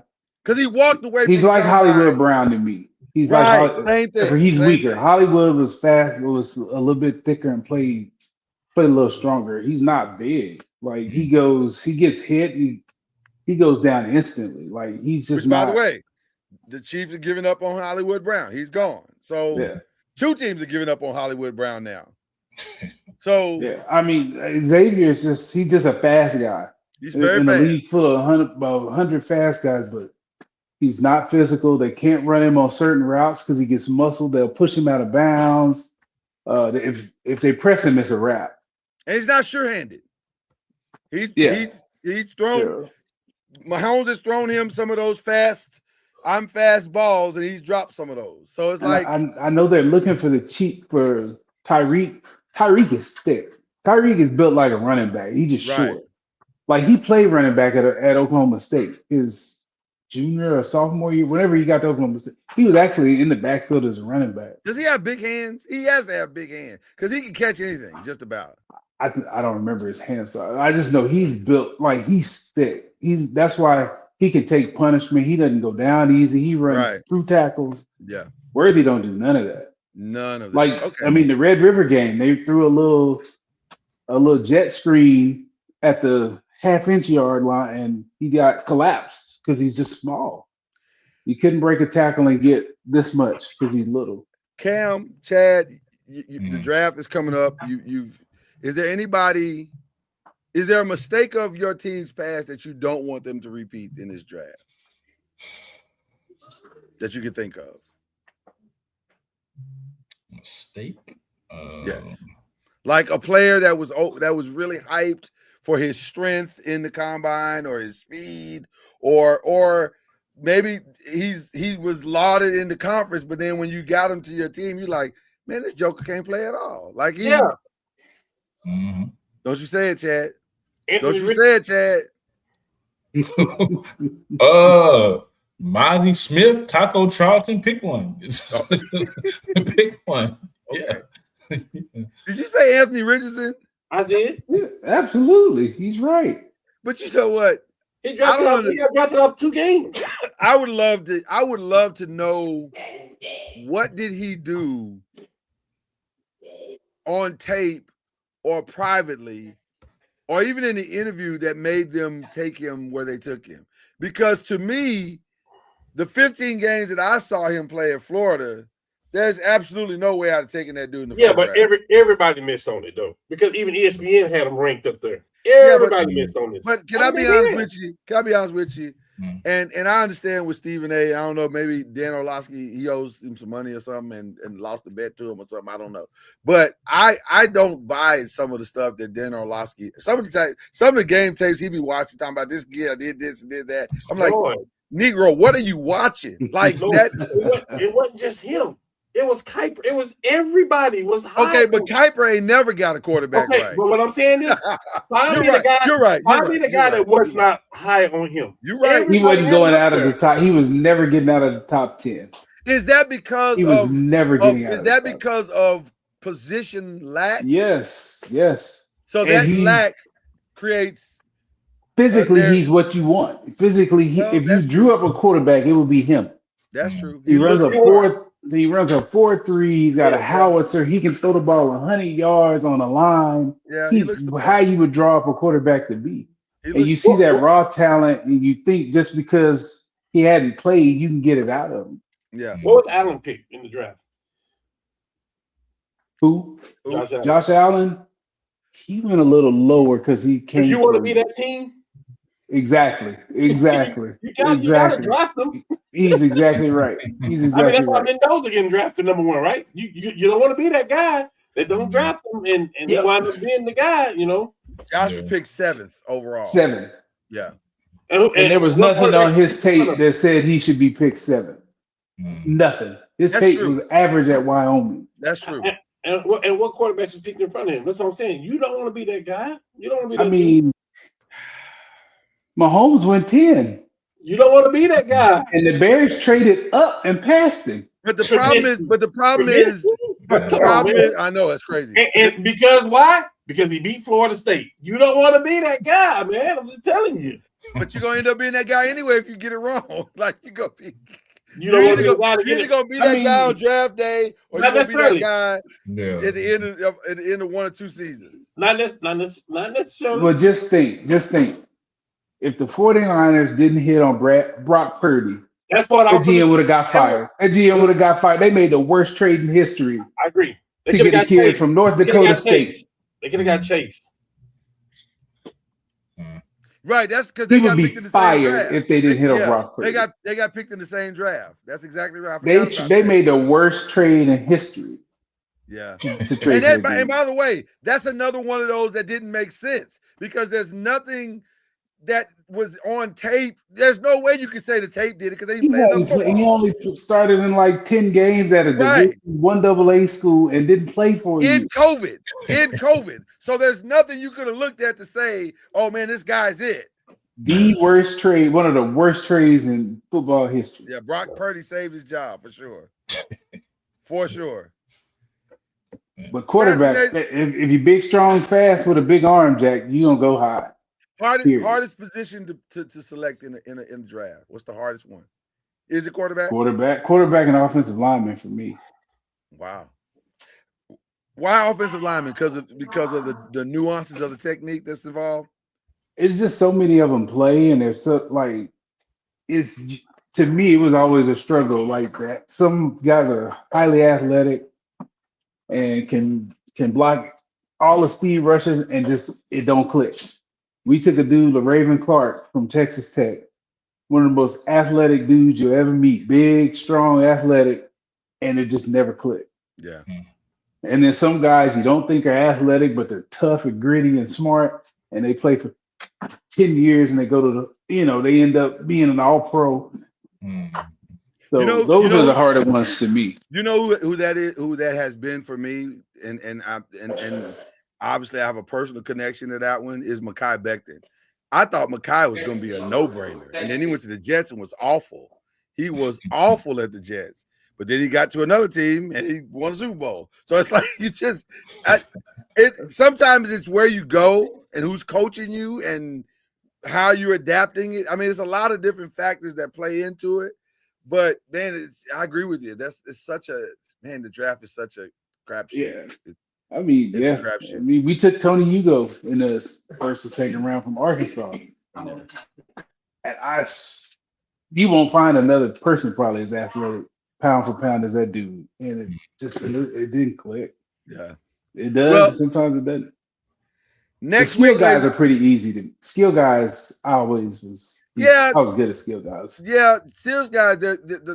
It's kind of you can see if they either have the hands, if they have the speed, if they have the it's kind of easier. But yeah, I agree with you. Safeties are kind of tricky sometimes too. Like corners and safeties are kind of tricky. Sometimes corners are pretty easy with me too. You think I never had a problem with corners. Mm-mm. My team that was easy. Corner, that was the biggest thing with corners and safeties are your eyes. You got bad eyes, you're gonna struggle to play, especially a safety. Got you. Okay. You get a smart quarterback, Peyton with a dumb safety, that's a wrap. Well, ladies and gentlemen, next week we are having our third annual draft. We're gonna figure it out. Who's going where? Who should go where? As long as you don't have a draft grade segment, because you can't grade a draft till. I don't care about the draft grade. Okay. I've never cared about the draft grade because you don't know that until the end of the season. You don't know that till 3 years down. Right, and even then it's right. It's not even that. Not even then. It's like yes. Because if you go by draft grades, year one, the Buffalo Bills got it wrong. Yeah. Except they actually year two they got it wrong too. Right. When he threw that ball in the flat to a fullback 40 yards down, not in the flat. Took a little while for them to get that grade. He throwing the ball 40 yards downfield to a fullback. Yeah. So anyway, we don't really do grades, but we do we just draft and have some fun with it. So we'll get into that next Tuesday. All right. This is where Byron's gonna check out, ladies and gentlemen, as we go into the that is a fact. The final 5 questions. I am of the opinion they've only sold me on 3 maybe 4 matches. Okay. The overfit, first of all, one of my early shout outs is to Brock Lesnar. He could not have put Obafemi over better if he tried. Like, I don't know if he sees him as a little brother or they are having the time of their lives. I don't know if you caught Oba walking to the ring and he did the little Brock Lesnar hop thing and Brock just kind of laughed and smirked to himself. They having a good time. That match is sold. Now, why that match is going to be on ESPN be in the first hour, I don't know. I don't understand that. But that's on that one's on Sunday. So the Sunday matches is Reigns, Punk, Cargill, Ripley, Demon Finn versus Dominique Mysterio, Sami Zayn, Trick, and then Oba and Brock they'll open it up, and then that weird intercontinental match where they're basically just trying to feature Javon Evans. Well, I mean, that's what they're trying to do. Yeah. I'm assuming Javon's gonna win. Because it's Penta, Javon Evans, Dragon Lee, JD Madonna, Rusev, and Rey Mysterio. Which one is you guys looking forward to on that one? You already said it, Javon Evans. You are looking forward to it, Javon. Okay. Yeah. All right. Is anything jump off the page for you, Cam? Not really. I mean, I'm gonna watch it because it's WrestleMania. Yeah, I'm curious about Punk Roman. I feel like The Rock is somehow going to be involved in this because they're trying to set up next year because they can't have another empty stadium in Saudi Arabia. Like they can't do that. So if they can even have it there, you can't keep booking it somewhere and then moving it, can you? All this stuff going on in the world, man. All this stuff going on in the world. Well, that's why they moved it. That's true. Saturday we get Cody and Randy. With Pat McAfee in his corner. That's such a weird match. Stephanie Vaquer and Liv, Seth and Gunter. That was a pivot that nobody saw coming. AJ Lee and Becky Lynch is running back. And then that fatal four-way thing with Nia and all of them. And then the one I really want to see is Jacob Fatu and Drew McIntyre, which again is going to be in the first hour on ESPN. And then the iShow Speed thing, I don't get that at all. I don't get that at all. It just with Logan appeal to a different audience, man. I guess I don't get that at all. That just seems like a waste. But the only one Saturday I'm kind of interested in just because of the talent is probably Seth and Gunther. Mm-hmm. Talent wise, that should be a good match. And if they let Jacob and Drew act a fool, that'll be fun to watch. Because they'll make it ugly. Yeah. It won't be great wrestling, but it'll be a nasty match. I don't want to see Gunther win anything. I don't love Gunther. He's weird to me. Yeah, he's built weird. He wrestles weird. Yeah, I don't like. Cam, what do you think about that one on Saturday? I like the card. Okay. All right. Well, that's what's going down Saturday for WrestleMania. This was announced today. Okay. All right. What have we watched? What are we watching? I watched one of my favorite segments, by the way. I watched two things. I watched the Pat Summitt documentary, which is really good. Pat Summitt got a doc? Yes, sir. Yes, Didn't know she had one. Okay. Pat Summitt documentary was good. And then I watched I started watching the Lamar Odom documentary. I'm not watching that. Which is very interesting. I don't want to watch a dude do crack for 45 minutes. I didn't see any crack for the time I watched it. You know, I don't want to see the Kardashians. So. You know there's some crack in there. I mean, I ain't got to that part yet. Okay. You know there's some crack in that video. But yeah, that's what I saw. I got it. If you are a fan of the show The Boys, they return tonight or in the morning at 3 a.m. And The Boys is a I don't know how to describe The Boys to you. It's a lot. It's a lot. Have you seen The Boys? I have not. It's a oh man, I don't even know how to describe it. If you mix the violence and disgustingness of John Wick, no, that's not even. John Wick is light compared to The Boys. I don't know how to describe it. The Boys is a lot. It's a lot. It's a lot. It's interesting, but it's a lot. But they come back tomorrow for the final season, so that'll be. Shout out to Paradise. Early shout out from me from Paradise. Lived up to the hype. Yeah. Got it right. The ending got it right. Very curious to see where this is going for season 3, which they've already started filming. So I'm looking forward to that. So there you go with that. Anything else, guys? Give me anything else? I just watched the series. I finished watching Paradise, and then we watched Sheriff County, I think the name of it. That's one of those Landman spinoffs, right? It was good. Okay. I need to watch Landman. I need to get caught up on that too. Everybody keeps telling me Landman and Tulsa King are it. They are it. What's things next on my hit list? But Sheriff County. I'm gonna make that happen. We watched the whole thing in 2 days. Let me just say. Really? They are currently filming Frisco King in around DFW with they're Samuel filming Jackson. all of them. They're filming all of them. He got a whole.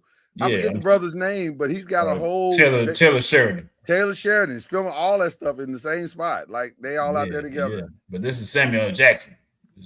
I heard the Samuel Jackson one is coming up, or it's about ready. It's filming. It's filming right now. Filming right now. Okay. All right. So we close to a completion. Do any of y'all watch the Tyler Perry Beauty and Black thing? I watched the first season. Somebody put up a clip of something I guess that happened this season, and the girl in the video. This is not even a spoiler because I don't know why she did it. But she took a sledgehammer and slammed it into the girl's leg and left like a little small gash. I was like, I'm out. I'm completely out. If you take a sledgehammer and only a gash is there, I'm out. I'm out. A sledgehammer made a gash. Tyler Perry on some different stuff right now. Yeah, we're done with that show. No shade to Tyler Perry, but I can't be a part of that. Yeah, don't mess up the Tyler Perry deal. I can't, because every time he puts something out, he goes #1. His audience is the greatest audience on planet Earth. They're gonna watch whatever he put out, wherever it is. It don't matter. What he's put it on 5 different platforms. I'm just saying, Byron, the man has put it on 5 different platforms. One thing you can't argue with is his success. You may not like the stuff he put out. No, he's successful. That don't mean it's good. That don't mean I gotta watch it. Listen, but I don't think he's making it for me. That's the thing. Absolutely. More power to him. He's employing black I'm not his people. audience. He's getting folk paid. I'm cool with it. But he's getting them paid and he's putting out a lot of stuff. Don't get mad at me for not watching it. Yeah, because I'm not. All right. So I think that's all we got. Oh, y'all watch The Neighborhood? Yes, I do. The show The Neighborhood. Mm-hmm. Neighborhood's a good time. I just got into it this year, and went back and binge watched a bunch of the shows episodes just to get ready because they're about to close it out. I'm sorry I missed it. It's really a good time. It's really good. Good. Yeah. It's a good time. It's a good time. So, all right. If you want to do a retro, go back and watch Blackish. I love Blackish. And my hot take for the night is Blackish is better than The Cosby Show. Okay. I'm just saying. Go back and watch it. Yeah, that's a take. Yeah. Go back and watch it. That's a take. I mean, without no Cosby Show, there would be no Blackish. I didn't say that. You're 1,000% correct. But if you watch Blackish from start to finish, there's no way you can walk away saying this is better. This is better. It's just a bold statement. And I am a diehard Cosby Show watcher. I can quote most episodes of the Cosby Show. And I still will say Blackish is better. Thanks. So there's your hot take for tonight. Take that with you. That was a take. Yeah, very much so. Take that with you. Who we praying for this week, y'all?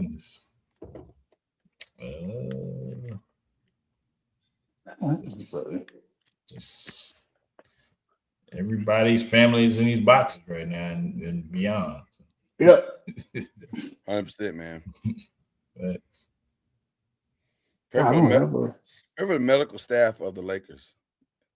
Yeah.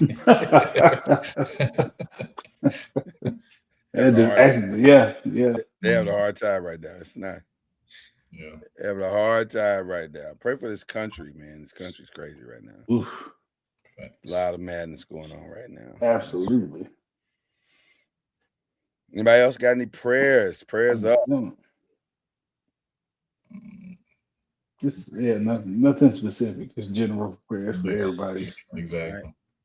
All right, let's do it. Let's get to the one because I know we all got one or at least two. Who we unshouting out today? Gino Auriemma. Grow up. Yeah. Grow up. Yeah, grow up. for sure. What you did at the end of the game was weak. Your apology was weaker, or that statement that they put out was weaker. He has a new statement. I'm trying to find it as we speak. It doesn't matter. Your first one was whack, and it should have been as loud as the disrespect was in public. Can't argue with that. You spent all weekend rightly criticizing the NCAA and shoot around times and interview times and all of that crap. And I get it. I agree with you. You should have 4 regionals instead of 2, but you get y'all on your high horse and then you do that and then issue that weak apology. Nah, son. You need more people. We don't believe you. And shout out to all them UConn players defending that crap or excusing it. Who defend? I thought it was a bunch of all of them. He was wrong, but nah, I don't want to hear no buts. Wow. Only one I heard was Sue Bird, and she was very adamant that he was wrong. She didn't really butt him. She did, but he's competitive and he gets it. No, I don't want to hear that stuff. I didn't hear her about him. At least the speech that I heard, I didn't hear about him. She was pretty. I heard too many of them, and not enough of them call it out like he's wrong. Here's the latest apology. This morning, Don and I spoke about our interaction after the game last Friday. I apologize to Don, her staff, and her team. I've lost more games in the Final Four than any coach in history, but Friday, I lost something more important. I lost myself. Those who know me know I have nothing but respect and admiration for the game and the coaches who coach it. Don and her team deserve to win. They deserve better from me. Women's basketball deserve better. My university, my athletes, my former players, and our fans deserve better. Don and I have agreed to move on, and we hope the focus will shift back to the growth in women's basketball because the game deserves it. You forgive, but you don't forget. That's a solid apology. We don't believe you. You need more people. That's a solid apology. Doesn't matter. The first one was so bad that the second one doesn't matter. Well, at least to me, I don't want to hear that. Like in golf, whenever you hit a mulligan, the second golf is always better than the first one. All right. Yeah. I'm gonna move on because Don asked me to. She asked me to move on, and if she can forgive him, then I'm gonna move on. But she ain't forgot though. Well, that's because it happened 2 days ago. So she ain't going to. It's gonna be hard to forget it. They'll meet again. They'll meet again. Well, that's probably true. I also want to unshout out, and I know this is risky because we'll end up on this podcast doing this, but I also want to unshout out Stephen A. Smith. You missed the point. You missed the point completely. The point wasn't to defend LeBron because he was talking about Memphis. That wasn't the point that Matt Barnes was making. The point that Matt Barnes was making is you keep coming at black women like they are the plague or something. Mm-hmm. You got to calm down. That's what Matt was saying. So you missed the point. Okay. Boy, that was uncomfortable. I don't watch SportsCenter anymore. Or I don't watch First Take anymore. I didn't. What are you making faces for, Cam? I didn't see where that stemmed from either. So he got upset because Matt responded to what he responded to on the LeBron talking about Memphis thing. Memphis is an awful city. I can't stand Memphis. It's awful. It is awful. And also, they have some of the best ribs I've ever had in my life. 2 things can be true. I thought the barbecue was overrated. You thought it was overrated? I thought it was good. Where'd you go? I went to Rendezvous. And you didn't like Rendezvous? I did not. Wow, I love Rendezvous. It was bland. It was and they had the membrane on the back. Well, you got a bad batch, man. Yeah, I ain't never been so. Mine was good. I didn't like it at when all. I went to Rendezvous, it was good. I enjoyed it tremendously. So, although I didn't love going down a back alley by a bus station. That was weird. Sound like Memphis. It was very unnerving when you go to Rendezvous. It's like, where am I about to be robbed? Like, what's going on? Memphis is a Interstate was way better. Huh? Interstate barbecue was way better than Interstate's good too. Interstate's good too. Yeah. Interstate's good too. But like they got some good barbecue in Memphis. So there you go. Cam, what are you upset about, Cam? I'm not upset. You just don't want us to talk about Gino. You want us to move on. About who? About Gino. You want us to move on. I don't care about Gino or Don. Just don't like women's basketball. I've never seen such contempt for women's basketball. That conversation just does nothing for me. Okay, fair enough. Fair enough. All right. For me, if it was somebody else that this happened with, I don't think it would be as scrutiny. For me, politically, it wouldn't be as much scrutinized. So it is what it is. I'm thinking about what you're saying. I don't know if I agree. You don't have to. I don't know if I agree. Because I think if it's the right combination of two people, you probably would care. If it's the right combination, it would have to be the right combination. Pretty sure, though. Okay. Fair enough. Fair enough. We talked about the Hall of Fame last week. We want to add the names Tamika Catchings. Help me out, guys. Tamika Catchings was another name that was. I thought she was already in. I thought she was too until they announced. She went in with Kobe. I thought she was too until they announced. Unless something else. Am I getting? Maybe I'm saying. Maybe I'm not thinking of the right person. Let me pull it up one more time because they had the full announcement Saturday. Then they had another Olympic team or something like that. The 96 women's team. Tamika Holesclaw. Holesclaw. That's what I said. I said Catchings. I didn't mean Catchings. Holesclaw. Holesclaw got in. Yeah. I can see that. Mike D'Antoni got in. Oh my God. Why? Where does he won? Don't you have to win? Matt D'Antoni, he should get in. Mike D'Antoni? Yeah, if you put Stoudemire in, I feel like he should. That's fair. That's fair. That's a great point. That's actually a great point. He coached him, so that's fair. You got a point there. Are we about to say something that I never thought we'd say?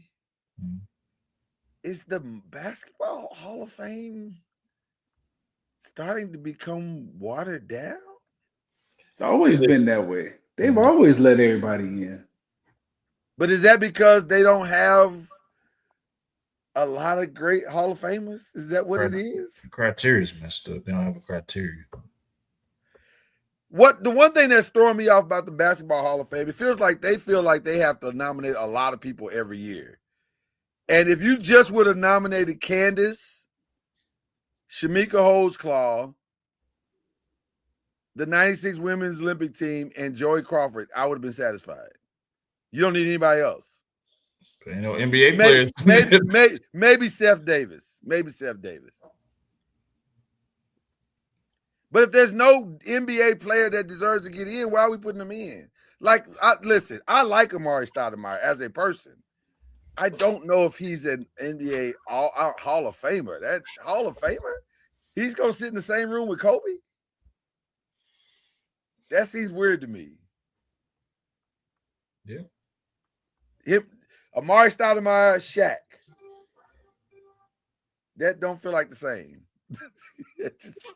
I'm just saying. Doc Rivers, Phil Jackson.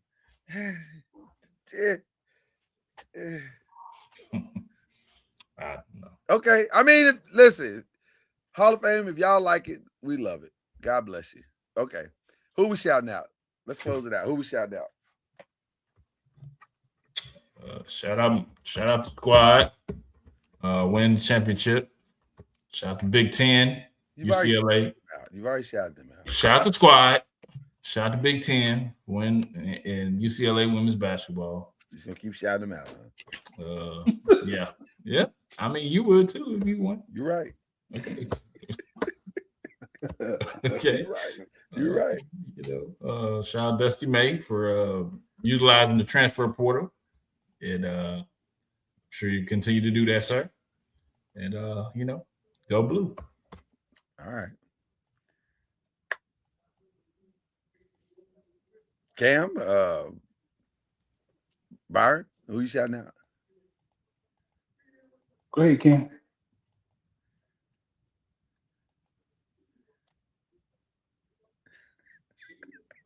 Feels calculated.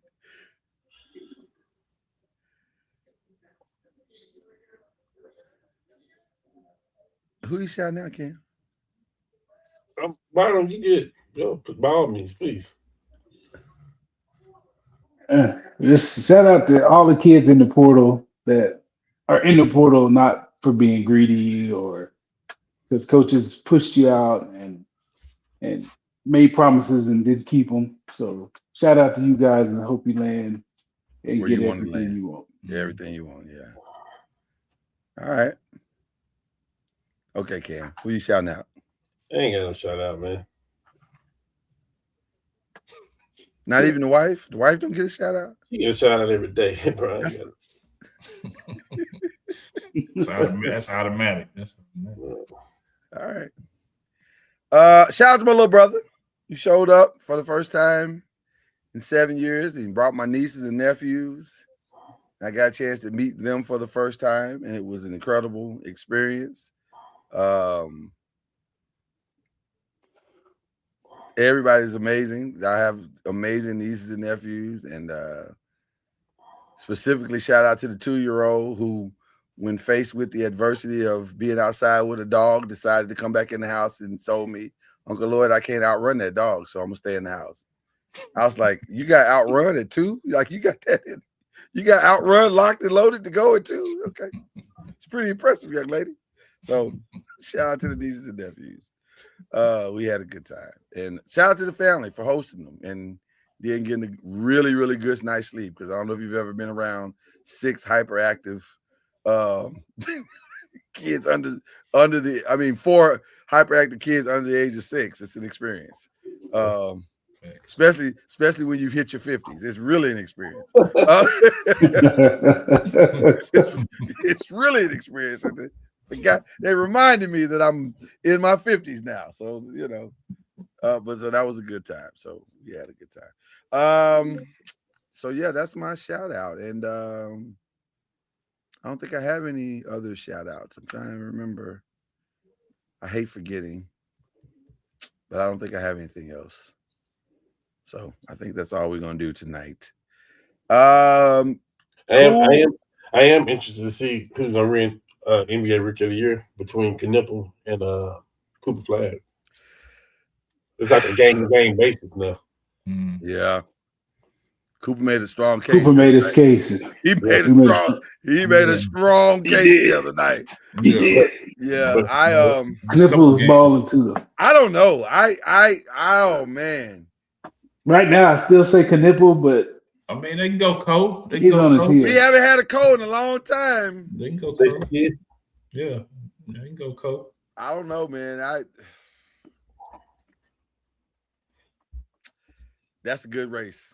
I'll say that. That's a good race. I'm just happy for the coach of Charlotte. Like, it's so easy to get fired from those kind of places. And like, I hope he stays because they playing great. Oh, they play hard too. Them jokers play hard too. They show up for him every game and they give him everything they got. Yeah. I hope he can survive. It's a what have you done for me lately sports world, man. And these owners get impatient. I don't think you should be impatient in Charlotte though, because how often do you get a chance to have anything in Charlotte? Yeah, they're gonna be in the playoffs, right? And they're a legitimate threat. They got shooters. Yeah, they make noise. Yeah. It could be interesting. So and an all-star. Yeah, I like Knipple. I'm so impressed by that kid. Just really, really impressed. Did Duke get that wrong last year? Like, they was really featuring Cooper Flag, and all the hype was about Cooper Flag. Truth be told, Knipple should have had the ball in his hand he should have had another 7 shots a game. Like, was he that, or did he become this? That's the question. That's been in him though. That don't happen overnight. Yeah, that's a good point. It's an opportunity. He don't just land at Duke. That don't happen overnight. Yeah. I don't know. That's a great question. I don't have an answer for that one because I don't know. I don't know. Connect got trashed overnight. So I don't know. By the way, Dalton Connect is for sale. If anybody would.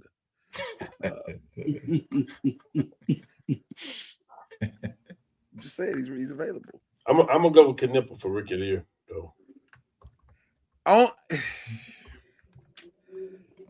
it's so hard. But you know what? The only reason I would agree with you is because of availability. He's been there, and Cooper missed. Not because Cooper's fault. It's not his fault, but he's been there, and so. Early in the year, Jason Kidd had him playing point guard. I thought it was the dumbest. But now at the end of games, when he's got the ball at the top of the key, I'm like, okay, kid, my bad. No, it was still dumb, but he is cleaner with the ball now. Yes. Yeah, because in one-on-one situations. Yeah. I don't know. We'll see. We'll see. We'll see. But Mavs got half of it. They've already somewhat replaced what they've lost. So let's see if they can keep going. So, all right. Well, always a shout out to the wives for giving us the opportunity to do this. We appreciate them and showing us love, family love, and all that stuff. And we appreciate all of y'all for watching every week in and week out. Y'all show up and put the numbers up for us, and we appreciate it. So keep doing it, and we'll keep doing it because y'all doing it. So there you go. With that being said, this is the 5, and we ain't got nothing else to say. So we out. Shout out to Gino. Do your thing, boy. Do your thing, boy. That was lame. No, it's Gino, man. That was lame as fuck. Let Gino do his thing. Let Gino cook. I'll see y'all later, man. Let Gino cook.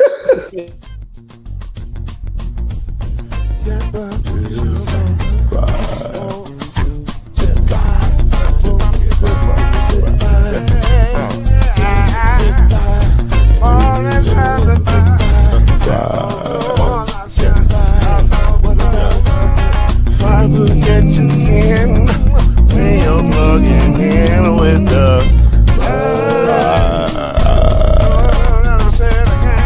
there's no mystery. Let's make history with the 5. Oh, the strongest. 2 and 3. Add 1 more plus me into the 5.